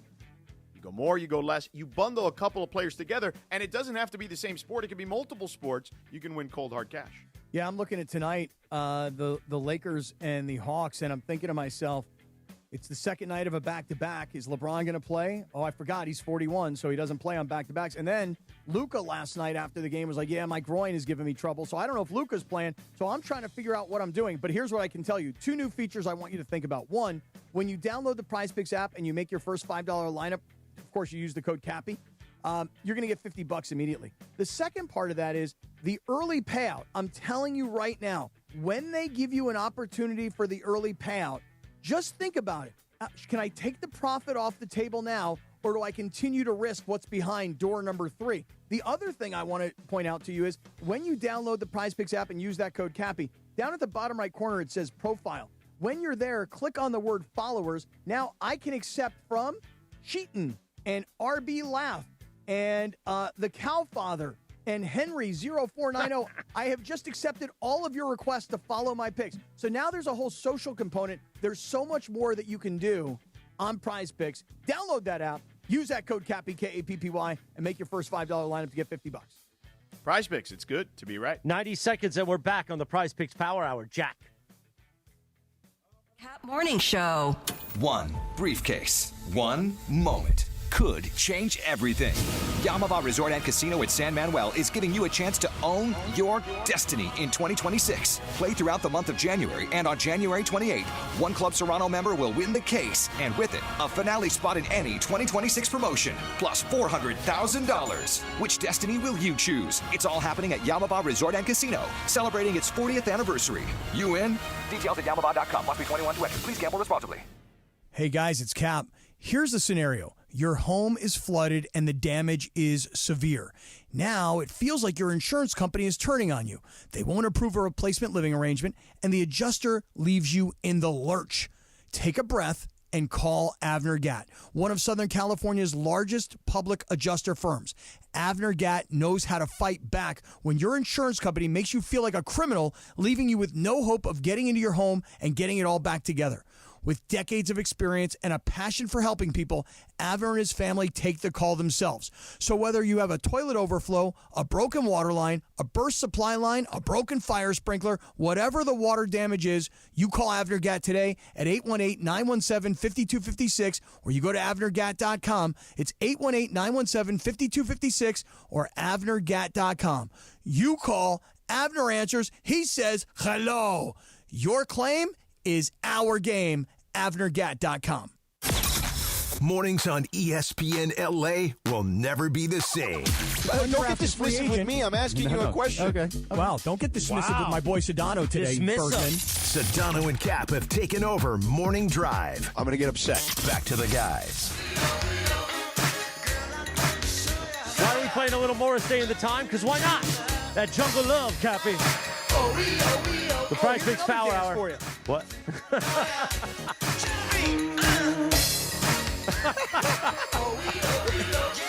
That song is the Bird. This is Jungle Love. We can play the Bird later. Clinton, it could just be Morris Day in the time in the 9 o'clock hour. Did you do that on the ice? No, you missed my MC Hammer. Used to do on the ice. Is the MC Hammer out there yet? No, we're going to get to it. You missed my MC Hammer earlier today. It's so good, yeah. Wait till you see my fat belly just jiggling all over the place. It's kind of amazing that you even went there. Meanwhile, let's continue the King's Jacket conversation. Let's please. Already in progress. I've learned more about game ops, about the way they operate. And Clinton, I'm glad because you went to the Seattle Kraken game when you were in Seattle. I've been to a million games in my life covering them and stuff. So I've seen the barrels of these things happening. My question for you, Scott, though, was there ever a point where you were genuinely scared that you couldn't do this? Clinton, yes. They put me on skates at 4:00 in the afternoon. Right. And the rink was completely pristine. Sure. Like there was not one mark on the rink. And when I went out there, I mean, it was super slippery. Now you have to understand they gave me hockey skates to go. Not just not just hockey skates. Can we explain what they gave him? Because this is part of the Luke Robitaille conversation for later, Chris. For real, there's something on the table here. He was given game worn or practice worn Drew Doughty Hall of Fame Stanley Cup champion level skates. Oh wow, okay. 2-time gold Did you even know medalist. how to lace them up? I'm not being funny. Yeah, no, okay, of course. all right. Yeah. You know, sometimes you'll have somebody lace them for you because it's hard to do. It's not that. And Clinton, there's a little bit of a backstory, curb your enthusiasm to this whole thing as well. Cappy shows up in little invisible ankle socks. Right. To skate. Nice. Right. Okay. So I have, and these are game worn Cappy Ice Crew socks right here. All right. I had a pair of You're socks. touching them like they're. Well, they're inside out now. Well, no, I they're made his. Sure. All right. Yeah, Oh, they're yours. Okay. I thought you were Cappy's game worn socks. I came back to the office where I had a pair. Okay. And brought them to the ice so he could then get into the skates. Why did you think you could wear anklets? No, I just forgot socks. I just forgot socks. On the day he's skating it in crypto. So Sam shows up with the I got socks, and I take the socks and I put them on over my ankle socks. So he's got no, call them what they are, anklets. Okay, so double protection. I put on these Hey, Zamboni sometimes you got socks. to. Sometimes you got to. Got to have double. Right. So I put on the Zamboni socks over my ankle socks. Right. Anklets. And then I start to put on the skates. Now these skates, one of them had like an insert for your, and the other one there was no insert. Okay. So I didn't know what was going on because I was like an inch taller on my right side than my left side. Which says a lot. Now there's two explanations here, Clinton. Either Drew Doughty specifically has a foot that's a little larger than the other and Entirely does this possible. right. Michael Jordan's foot was a half size. So there you go. So Doughty, all of Doughty's skates could be issued this way. Also, we were told they are actually heated up and molded to the player's foot. So it actually was very specific to Doughty's foot. Right. Now, that could mean that insert was gone or that it was specifically this way because that is how Doughty wears his for skates. The full lower body pads setup. I would have liked that. Honestly what I would have done. Oh, you would have shin pads. Can I go lower body pads? Right. You know what I'm saying? And then whatever goofy jacket on top. That's what I would have done. Fine. But I mean, to be given the Doughty skates, and now I think the Doughty skates come full circle because I think there's a trade on the table to be made. Third gift, yeah. No, here's the thing. Cappy's got the jackets. They want the jackets back. That's fine. Do we sort of are we in a hostage situation here where we can say this is I've got a barter the jackets, situation? Right? I've got the jackets. Yeah, I'm happy to good job, Quinton. Thank you. Thank you very much. Hostage situation. Yeah, we don't like that verbiage. You're saying to broker for something else? Yes. So yes, the skates. He Because wore the Doughty skates. What are you going to do with Drew Doughty skates? I'm going to start skating. You're taking the skate rink down today. Those skates are probably thousands of dollars. They're not giving you those. Look, it's an option. He's got his foot in them already. He's worn them. And I want to say one other thing in regards to gifts. The hat on his head right now, he did not show up with. Right. So I was having a rough hair day. So they gave you a hat, too? And I said, Correct. I said, hey, can I go to – I actually said this. So they didn't ask for the hat There's back. been no conversation about I said, the hat. can I go to the team store and buy a hat?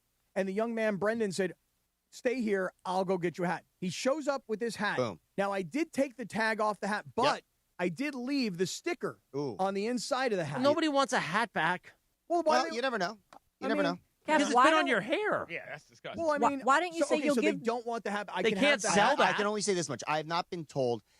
The crew did not rat Did you you have out. like lice or something? Yeah, you were not ratted out about leaving with the hat. Like, that's a public safety issue if you start selling hats that are used. People try them on in the stores, no? I want to go back to Yeah, but Clinton's they don't question. wear them for hours. Clinton asked a very important question, though, which was what Cappy thought when he got out there. You know, his level of confidence. Like throughout the day, where was Cappy's level of confidence? And I think it's important because Tim on the social team really did capture the moment that Cappy realized what was happening. One wrong move, you're laid up with Dr. Clapper for 3 weeks. This was interesting. I'll be horizontal. Not what you want. It was very real. And I recognize this also. I haven't spent a ton of time with the ice crew. What I realized, what do you think the number one prerequisite for having that job is, Clinton? What do you have to be good at? Skating. Excellent. Yeah. Right? I mean, you're chosen amongst other skaters to be part of that. It's like being a linesman or a ref. It's not just the calls you got to make. You better be able to get up and down the ice. You have to skate. Not only, they also hold those heavy LED flags out there. The shovel itself is interesting. You could screw yourself also up. heavy. Sharp. It's heavy, right? And they're also in an alignment. I mean, there is a choreography to the entire thing. Oh, yeah. And we saw call times for everybody. So Steve Mason's original call time was 4:30, which then went to JJ, John, Jared, his By brother. the way, best decision this station has made. I love it. We were going to get into that. Getting John in there. I really wanted. I was here, and I said it's got to be John. I'm glad you guys made that happen. It was really an interesting story. We'll go into that. But before we get to the John story, it was Whitney Houston-esque. Yeah, it was. The call times, though, that good? Earliest call time was Cappy. I realized at that point, like they want him there 3.5 hours ahead of the game. This is like they're going through something serious routines, at that point. Yeah. This the is rehearsal significant. is amazing for what this ice crew does. Yes. They spend hours before the game rehearsing. I don't know if it's like a full-time job or what, but they put in full-time hours. And good for Sierra. Sierra was there early with us. She's the one that actually got the Dowdy skates laced up for us. No. Gotcha. How about this? They put new blades on it for Cappy. Yeah. It actually had it's not Did you watch it? sharpened. Did you and watch it? Yeah. An entirely new blade went on That's always for fun. Cappy, which was great. The whole thing, it was like he was going out there for a shift, for real. But I was so nervous, Clinton, because first of all, I skated around and I realized I can't stop. Yeah. You know, That's the hardest It's the first thing you got to learn. It's the hardest part. And then Sierra taught me like how to bend my knees and how to twist and She turn. was saying and, snowplow, essentially. Picture it. but I with couldn't skis, do it. right? Yeah. I couldn't do the snowplow. I wanted to do the twist and turn. And so she coached Hockey me. stop is what it's called. Right. Hockey stop is what you want You to got do. to learn how to snowplow, bro. Yeah, No, I know. but snowplow hard. is actually difficult. Also, I'll it's show you how on to the snowplow ankles. later. Oh, you Don't worry. will. Yeah, no. Well, he's got the shovel still, yes. But again, it's the hockey stop that makes you look like an elite skater. Yeah. When you can be barreling quickly towards the boards and then turn sideways and both skates are in the same direction and the ice sprays up all over the goalie, that's the elite move. And Right. Cappy was Getting trying to snowed. replicate. I was it. trying. Yeah. I really was. But the ice, when I first went out there, was so pristine that, you would have to be a really good skater and skate really fast to get the ice to go flying. Absolutely. But so here's what they tell me, Clinton. They go, look, you're going to go out at 14 minutes. That's when the next whistle blows after 14 minutes, we're out. Then 9 minutes, then 6 minutes. Well, there's 10 minutes to go in the first period, and we haven't been out on the ice yet. So now I'm standing back there. You got your slots messed up. Well, no, because it's a stoppage, right? It's like it's an No, after but I'm saying, 14 like, in minutes. your yeah. mind, Yes, for you're sure. thinking, Yes. Right. Yeah. So Yeah. Zamboni's standing there, and I'm not joking with you, Clinton. I am like really, really Yeah, it nervous. was And getting I real. am moving around. I can't stop because I know that at some point we're going out there, and now there's 18,000 people. And It was Clinton, go time. Clinton, do you understand the players are on the ice? Oh, yeah. So there's 2 goalies and 10 players. There's 12 guys on the ice, 3 referees. They said don't touch the puck because, if they put the puck in the circle, that's where they have Sam, to resume play. Can we get the puck back? Yeah, Gabby? right. Exactly. There's footage of You him got leaving with footage it. of him leaving with 3 pucks. And yeah. here's the thing. It was avoid hitting any of the ice crew, Important. avoid hitting any of the players, All right. avoid Crucial. hitting the referees. Stay on So your you have to skates. understand, Yeah. I am like Weaving. Weaving. yeah. And the players, listen, I've done 25 years on NFL sidelines. The players in a live hockey game in uniform, when you're on the ice with them, they're monsters. Because they're all 2.5, 3 inches taller on the skates Right. as well. And And they're all bigger people than most people And give them padded credit up as for well, to your anyways. point. And Yeah. padded up. And because back in the old days, man, hockey players, if you were 5'8", 5'9", 5'10", you were, but if you were 6'4", you were a monster. The Kings are huge. And right now they have an entire line because they got some injuries. They have Andre Lee, Taylor Ward, and Sammy Hellenius. They're all over 6'3", 200 pounds. They have a monstrous line right now. Yeah. So I go out there for the first one, and I am like shaking and nervous, and I just want to make sure I don't get in the way of the ice crew. I don't hit any of the players, and I am lagging way late. But you way use late. the shovel to your advantage. I like that. Yeah. You did as leverage. But if you use a stick, you put it off to the side. The shovel's in front of you. So I was like one-handing the shovel down the ice, dude. And then once we got off the ice, it was such an adrenaline rush to be out there that I couldn't wait to do it again. So then 2 minutes later, they're like, Boom. let's Bam, go. you're back out. Short shifts. Do it again. Then, Yes, then yes. 2 minutes later, boom, you're back out on the ice. So after 3 times on the ice, they said to me, okay, we think you're good. Like Yeah. they had enough of me. Okay. But about this, I want to give Cappy credit. There was a moment in time. There was a small huddle. Tim and I were filming everything in the practice. There was a huddle away from Cappy, away from me, and away from Tim. There was a huddle about, all right, can we just put him in shoes and have him scooped in? There was a moment in So you time. do the shuffle. There The was trainer- a moment it's in called the time trainer shuffle. where they were considering not letting Cappy skate, and I then brought Cappy in, and I said, let's be clear. He's going to do it once. Right. At the It very has minute, to we're gonna happen we're once. gonna get him on the ice once. Because in you some could have form or done the fashion. near side shuffle and just done around the And crease everybody, and shuffled back. everybody right. around the rallied. crease, yeah, Cappy. everybody Right rallied around that crease. around that confidence and said, you know what, we can Okay, get him out that's there once. good. Yeah, like Yeah. we can get him out there once. We'll make it happen. Sometimes And- the crease is the best part. And, think and, so. and he went 3 times. Cappy, I 3 was times. thoroughly That's impressed. solid. Really, I mean, for all the BS, I was thoroughly My impressed main with that. concern was not vanity. My main concern was definitively injury. Because if you go down out there, just you catch an edge, you're trying to get around and you trip on your shovel, then you're in a full blown DOG delay of game situation. Yes. for Don't trip everybody. on your And- shovel, and you Jack. didn't want that. You know what my that's- biggest fear was, though? No joke. My biggest fear was throwing up on the ice. Yeah. Like I Wow. thought I was. Wow. No, seriously. Okay, this is- I was so nervous. Oh, I was God, so that would have nervous been amazing. that I was like, if I puke on the Right. ice and they have to stop the game That's what I'm because I saying, puked yeah. on the ice, that was my major concern. And I was surprised at the number of people that hit me up and went, man, you're a good ice skater. I'm like, I'm a terrible ice skater. No, here's the thing. You're good. Here's the thing. To your point, Clinton, the holiday ice is actually just being taken down today. Yeah. Cappy's good on the holiday ice. Yeah. Right? You got The kids holiday and ice, families it's a out different there. shape, Right. too. There's walls. But Yeah. you're also out there with people. Like, you only have to be better than who's in the room, right? Right. So in that room, Cappy's a good Yeah, skater. he was better than me. Big deal. Yeah, exactly. But Exactly. now, False confidence is what I professional, have. right? Forget about the NHL players. We're not even comparing it to that. But this ice crew, we're realizing, yeah, you're all hired because you're incredible skaters. World class. Yeah. So that was interesting. There's two things we have to get into before we leave. One is DeMarco Far, and I'll be interested in George's opinion on this. And then we got to go to the John and Jared piece of this, the anthem. How have we not talked about that yet? We How did you not will. lead this We show will. with I that? want to get Because Cappy does a lot of antics. But so I want to yeah. get to the DeMarco piece. DeMarco, thank you so much. You were there. DeMarco joined the first intermission broadcast during the game. Oh, that's fun. He went and spoke with Josh Schaefer. Had a great time. Actually ended up. DeMarco, you play football, huh? No, it was very. Josh was a big fan. It was actually very cool. We were in there with Jake Warner, as you know, Chris. My dad, actually, Raymond tagged along. Ray tagged along with us. We were picked with DeMarco. It was awesome. I escort DeMarco down because Altieri was really clear. We got to get DeMarco down there early because they got to get him onto the Zamboni. Yeah, strap him in. It is. You got to be real careful around. He's a large human. So during the second period, well ahead when he's going to go out there, we get DeMarco down there, and Tim may have footage of this. DeMarco does a full-fledged, as if this is a TV, as if it's a museum for the Zamboni. DeMarco does an unbelievable interview with the Zamboni driver. Now, there's two. There's Iceman and Joe Cool. That's what's on the back of their jackets. Creative. So Joe Cool and DeMarco are talking deep about the care of the Zamboni, what's going to happen on the Zamboni. He even asked Joe Cool, where am I going to sit? Joe Cool shows him. We're looking at the blade underneath, because remember, that's a knife underneath that thing. It's pretty wild. Scrape, water. The whole thing, how do you keep this thing up? How long have you been doing this? How'd you learn it? The whole thing. Then we go and watch the second period in the tunnel right up against the glass. I leave to meet everyone in the suite to make sure, hey, let's stay here. That's where you met. That's where you messed up. I'm going to bring DeMarco up here afterwards. Everyone's Because then DeMarco was like a kid at Disney when he got lost. So DeMarco's, no, he's there with Tim. Everything's fine. All of a sudden, I get a call. Altieri's hitting me up, and they're kind of wondering, Sam, I know he's down here, but I'm not seeing him on the Zamboni. I run down there. Somebody. Now, this could be there are season ticket holder plus members that get to hang out down there. They are the seat fillers for the Zamboni. Somebody took DeMarco's slot on the Zamboni. Swiped his spot. And so DeMarco is just sitting down there watching the game. Great seat, best seat in the house to watch the game. But he's waiting to get on the Zamboni. And all of a sudden, I run down there, and everyone feels awful. And at this point, DeMarco, now I pass him in the elevator going up the suite. He's done. He's like, well, I guess I'm not on. Oh, man. They're so upset. They go, Sam, is there any way can we get DeMarco on right after the game? We scrape right after. And even if there's overtime, we would actually scrape in between.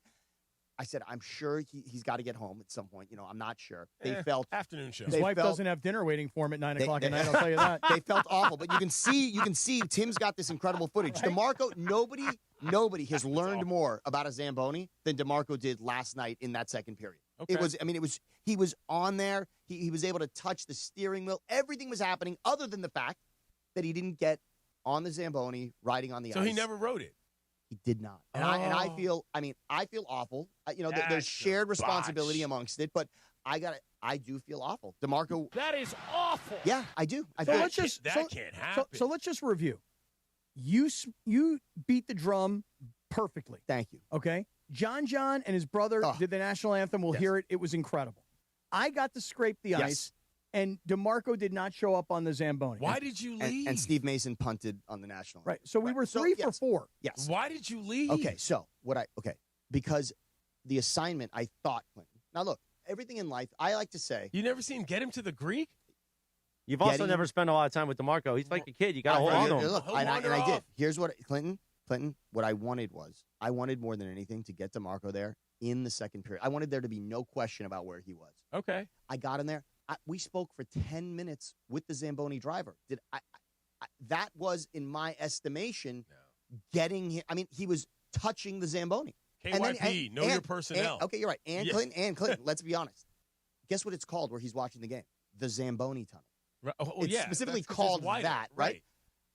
I was mortified at what happened, and I now know one thing, though. Much like there's an ice crew department that clearly needs their jacket, right? And they've got a certain system. They need their jackets. There is a you can't just say the LA Kings organizationally have this covered. You got to then know within who's the department. There is a Zamboni check-in person who did not get sort of the bracelet on DeMarco. Like, did not have it signed off with DeMarco. So it was not a size situation. Is this all Altieri's fault? Not at all. Let's blame Altieri. I think so too. Don't worry, he's buying another jar of pomade right now. He was doing his hair in the bathroom. He feels so bad. I know Mike feels bad because he ran down there too, and he was trying to make sure that everything was going smooth. And he went down there. And he's like, "How's DeMarco not on the?" He didn't trip over his leather boots. Look, Mike $1,000 boots. This guy Altieri wears looks shoes. great. Cappy, like it's amazing. What a good-looking man. Great but looking man. I don't think he does anything else. Oh, let's get to the best part of the night. Okay, so now, this is what I wanna hear so Clint, in full. Let's go timeline on this thing. And yeah, George isn't there anymore, but I know No, George I do. is here. Okay, No, I've good. been here the whole time. Good, George. I want your opinion. Did you hear the national anthem at least on socials, or see any of it? No, I did okay, not. that's fine. That's fine. You will. This is fine. I only saw the Cappy portion. Okay, that's fine. Then there's plenty of great social media. He's around my it. supporter right here. So I love that, Sedano. Thank you for that. And Sedano, you obviously knew the Mason. You've probably heard many times that Mason can sing the national anthem, right? Yeah, he doesn't care. Let's play the audio. Performing the national anthem of the United States of America this evening. Please welcome alternative music artists and members of the ESPN LA family. The Just to be Martin clear, I would stand for the Brothers, anthem when it Derek and comes to John. facts.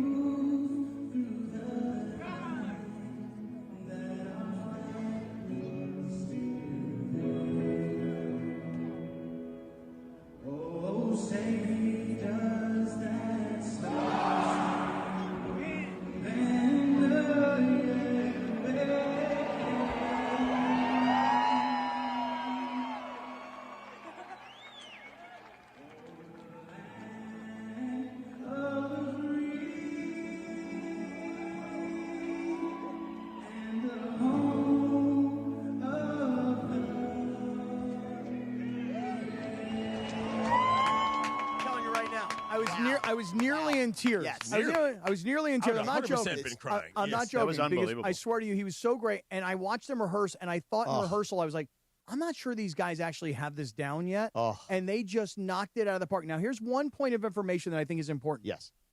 On the back of the Kings jerseys that they were wearing, it actually had their names. Yep. So my question is, were those names we go. temporary and they have to give the jerseys back? Come on, Cap. Here we go. You're not You're a gonna bad steal guy. their moment You're a from- bad guy, Cap. You're not going to steal their moment from them. Are they going to take the name off the Their back? performance, frankly, was 10 times more important to the production than This is, anything by the way, you I did. will They say the were amount. amazing. Amazing. And I will say, I'll take the story back for those behind Yes, the curtain. please, Clinton, take us to Which Friday. is when Yep. there was I just happened to be in the room right, when there no, were this is right. This is questions important. This is about important. whether or not Mace was going to do this, and Cappy was the backup. And I I looked don't at wanna everybody be the and backup. I said, if John doesn't do this, everybody's Yeah, messing that's up. true. It was Clinton's idea. And sure enough, I'm glad you guys carried through because I was like, Cappy's the backup. So here's the thing. So we got a let's full-blown musician go. in-house. Let's go. Please baton let them here. do This is like a marathon. All Okay, right, you there's guys a baton. can deliberate here. I'm going to go back to having this great sushi they have here at this place. That's pretty Oh, amazing, you are George. I like. nonstop this morning. George, wait, at Sushi, the show at croquetas? Levitard, they Well, got. let me sushi tell you for something. The budget they have here for food, there's Chinese food out there. I mean, Chris, they put Shouts us out. to shame. Are They you going put to us get a to shame. Levitard jacket out of this? You might have to Do return they have it. acai bowls, George? They do not have acai bowls, but they have everything else, it feels like. Well, George, so in the meantime, I'll just take this back. So Clinton's in the room. Lindsay, Chris, Greg, Jorge, Clinton, myself, we're in the room discussing. And Clinton really feels strongly about it. Ironically enough, JJ walks down the hall as we're having a conversation. JJ Redick? No, John. Okay. And we look at him. And JJ Redick's just mad at the and Lakers. he's starting to hear the idea, but he says, I can do it. Yeah. I mean, confidently. And I just go, all right, well, I'll come back to you. You know, okay, like let's not get crazy about it yet, but let's find out. When Clinton says what he says, I take the baton from Clinton and I say, all right, this is now in my hands to do this. Because what I want, and Bergman and I are discussing, like, what's the best way? Is it easier if Kaplan just doesn't? I go, look, here's the thing. We're being great partners by telling them there's a dilemma. Mason's not going to be able to sing. But we have a solution.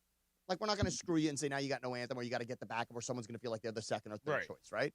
We will provide a solution. It can be their choice, but we will provide a solution. Okay, I see. So now I huddle with John. And he's like, Sam, we can do it. I go, all right, here's what we're going to need. And Bergman and I are sitting like, what do we think is the best sell here? And I go, look, I'll talk to the Kings about it, but we're going to have to create the environment where this feels like a slam dunk for them. He said, all I want is a personalized jersey. Exactly. That's all I want. So I say, here's the thing. Bergman and I talk to John. We go, all right, you and your brother got to go knock this thing out. I mean, you got to go rehearse it.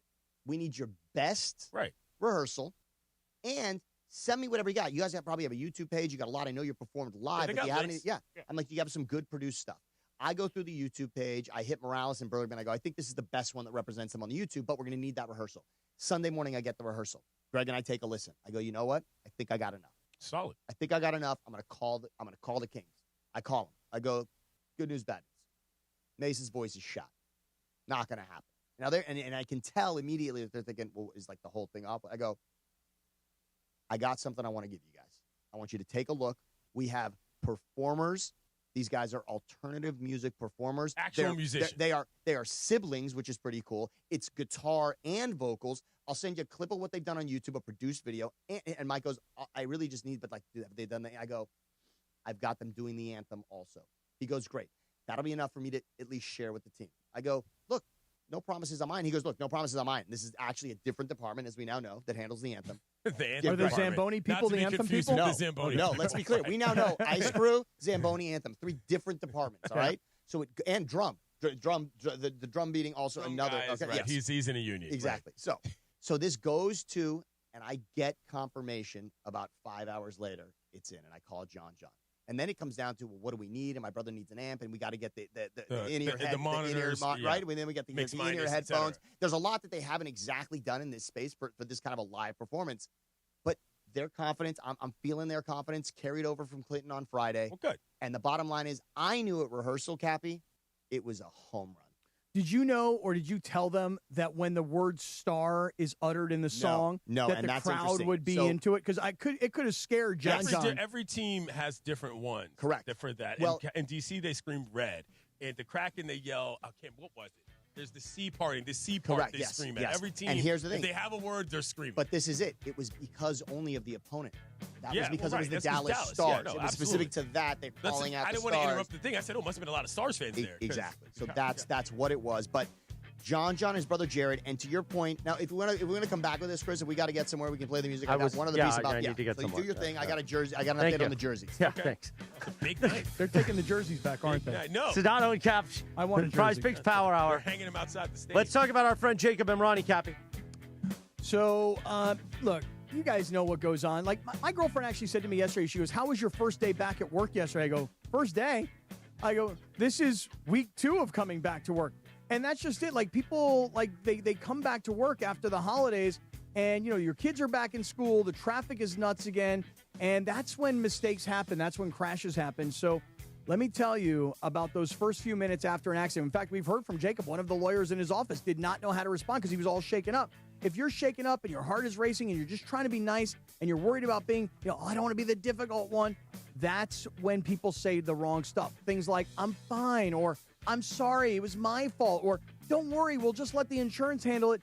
Please, guys, don't do that, because the insurance company, they want you to say that. They're listening for those words. They'll write them down. They'll twist them. They'll use those words against you to pay you as little as possible. So what should you do? You should, first of all, get safe, okay? Secondly, take a lot of pictures.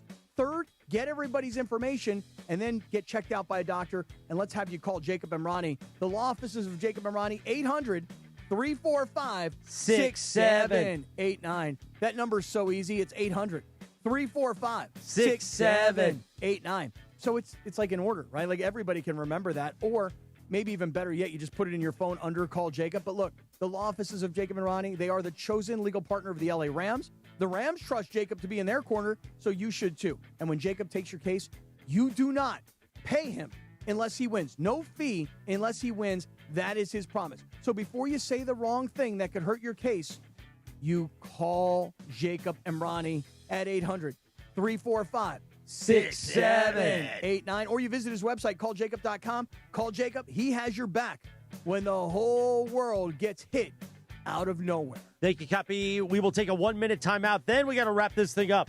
We got the Prize Picks pick of the day, our Dealer's Choice Real Deal, and we got to read the calendar today for Don't Sweat the Small Stuff. That's all ahead. 1-minute timeout on the Sedano and Kap Morning Show, the Prize Picks Power Hour on ESPN LA.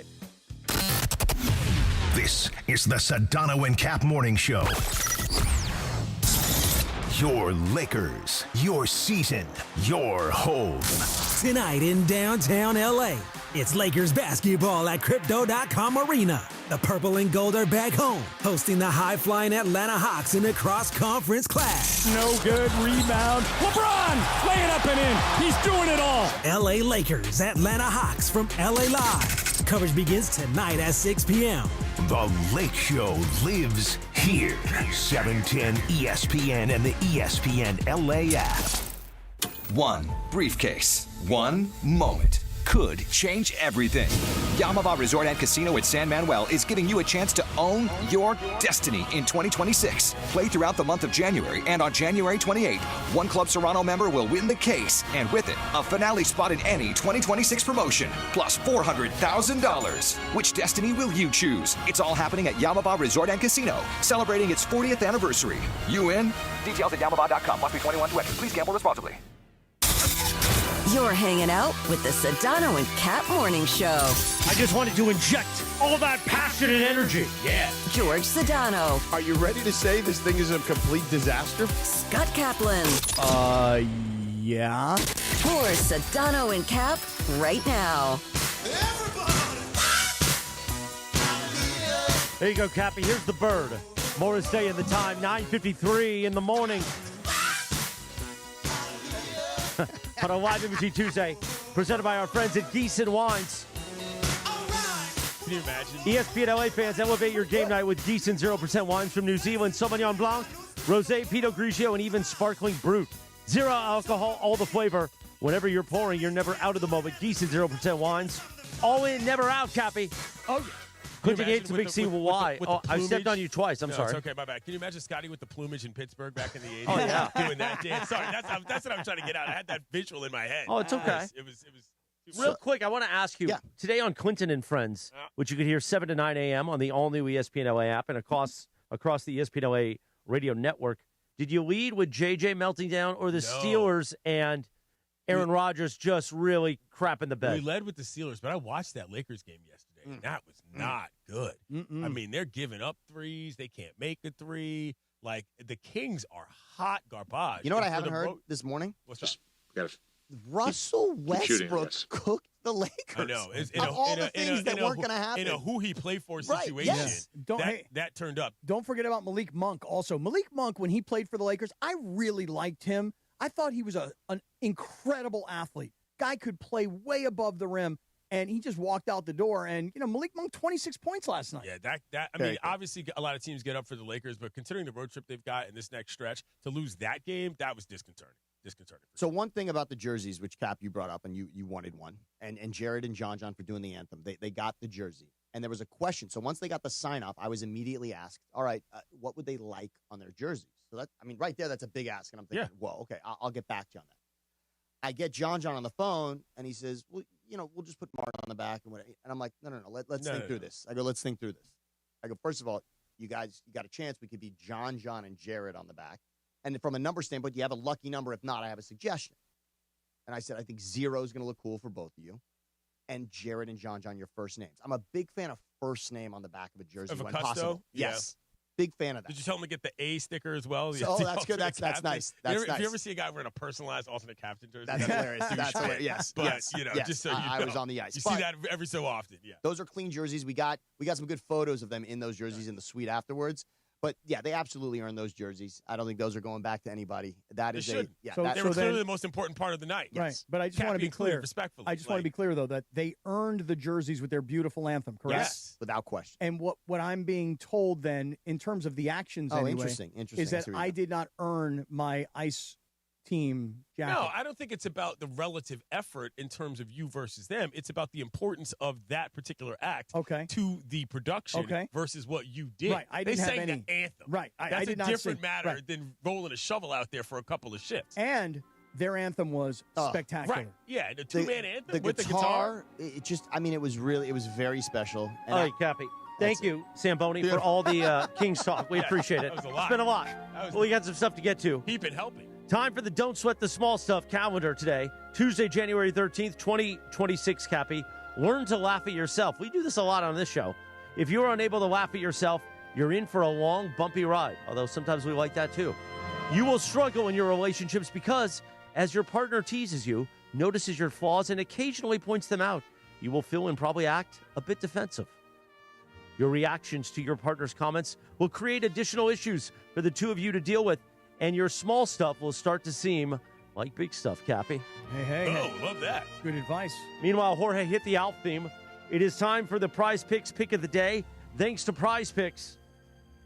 Download the app today and use code CAPPY, K-A-P-P-Y, to get $50 in windups after you play your first $5 windup. That's code CAPPY to get $50 in windups after you play your first $5 windup. Prize Picks, it's good to be right. What do you got today, Cappy? George, I want to run this by you. I am going to take on a Taco Tuesday. I'm taking the discount on Giannis tonight to score more than 22.5 points. Okay. Milwaukee is playing Minnesota, so I'll take the Taco Tuesday discount. And then, because Luka said that he's not sure he's going to play tonight, I'm going to take Luka for less than 53.5 points, rebounds, and assists. Because, A, I don't know if he's going to play, and if he does, how long will he play? How hard can he go? Limited action. And even if he doesn't play, then guess what? Then the whole play becomes null and void, which for me, at this stage of the game, that's a freaking win, bro.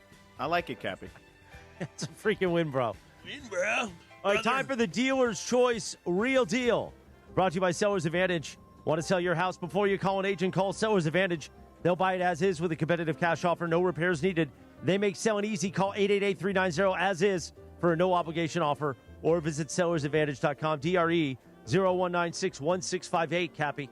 George, my dealer's choice today is a big thank you to you, George Sedano. Why is that? Because I'm about to right now take this jacket and I am going to give it to Zamboni.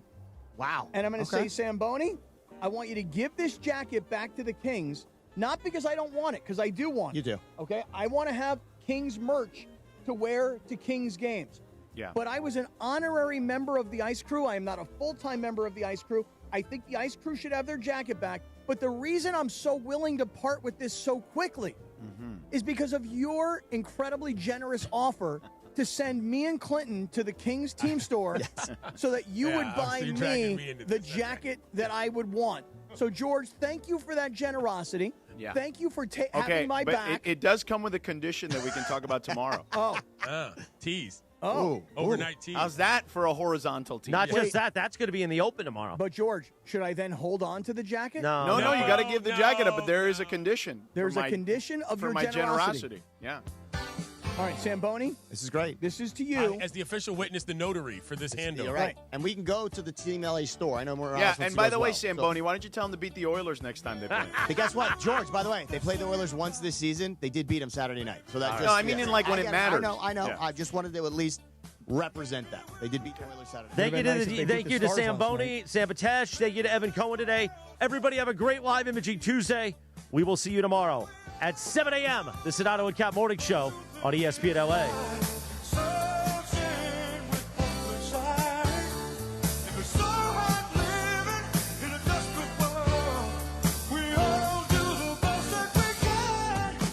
This is the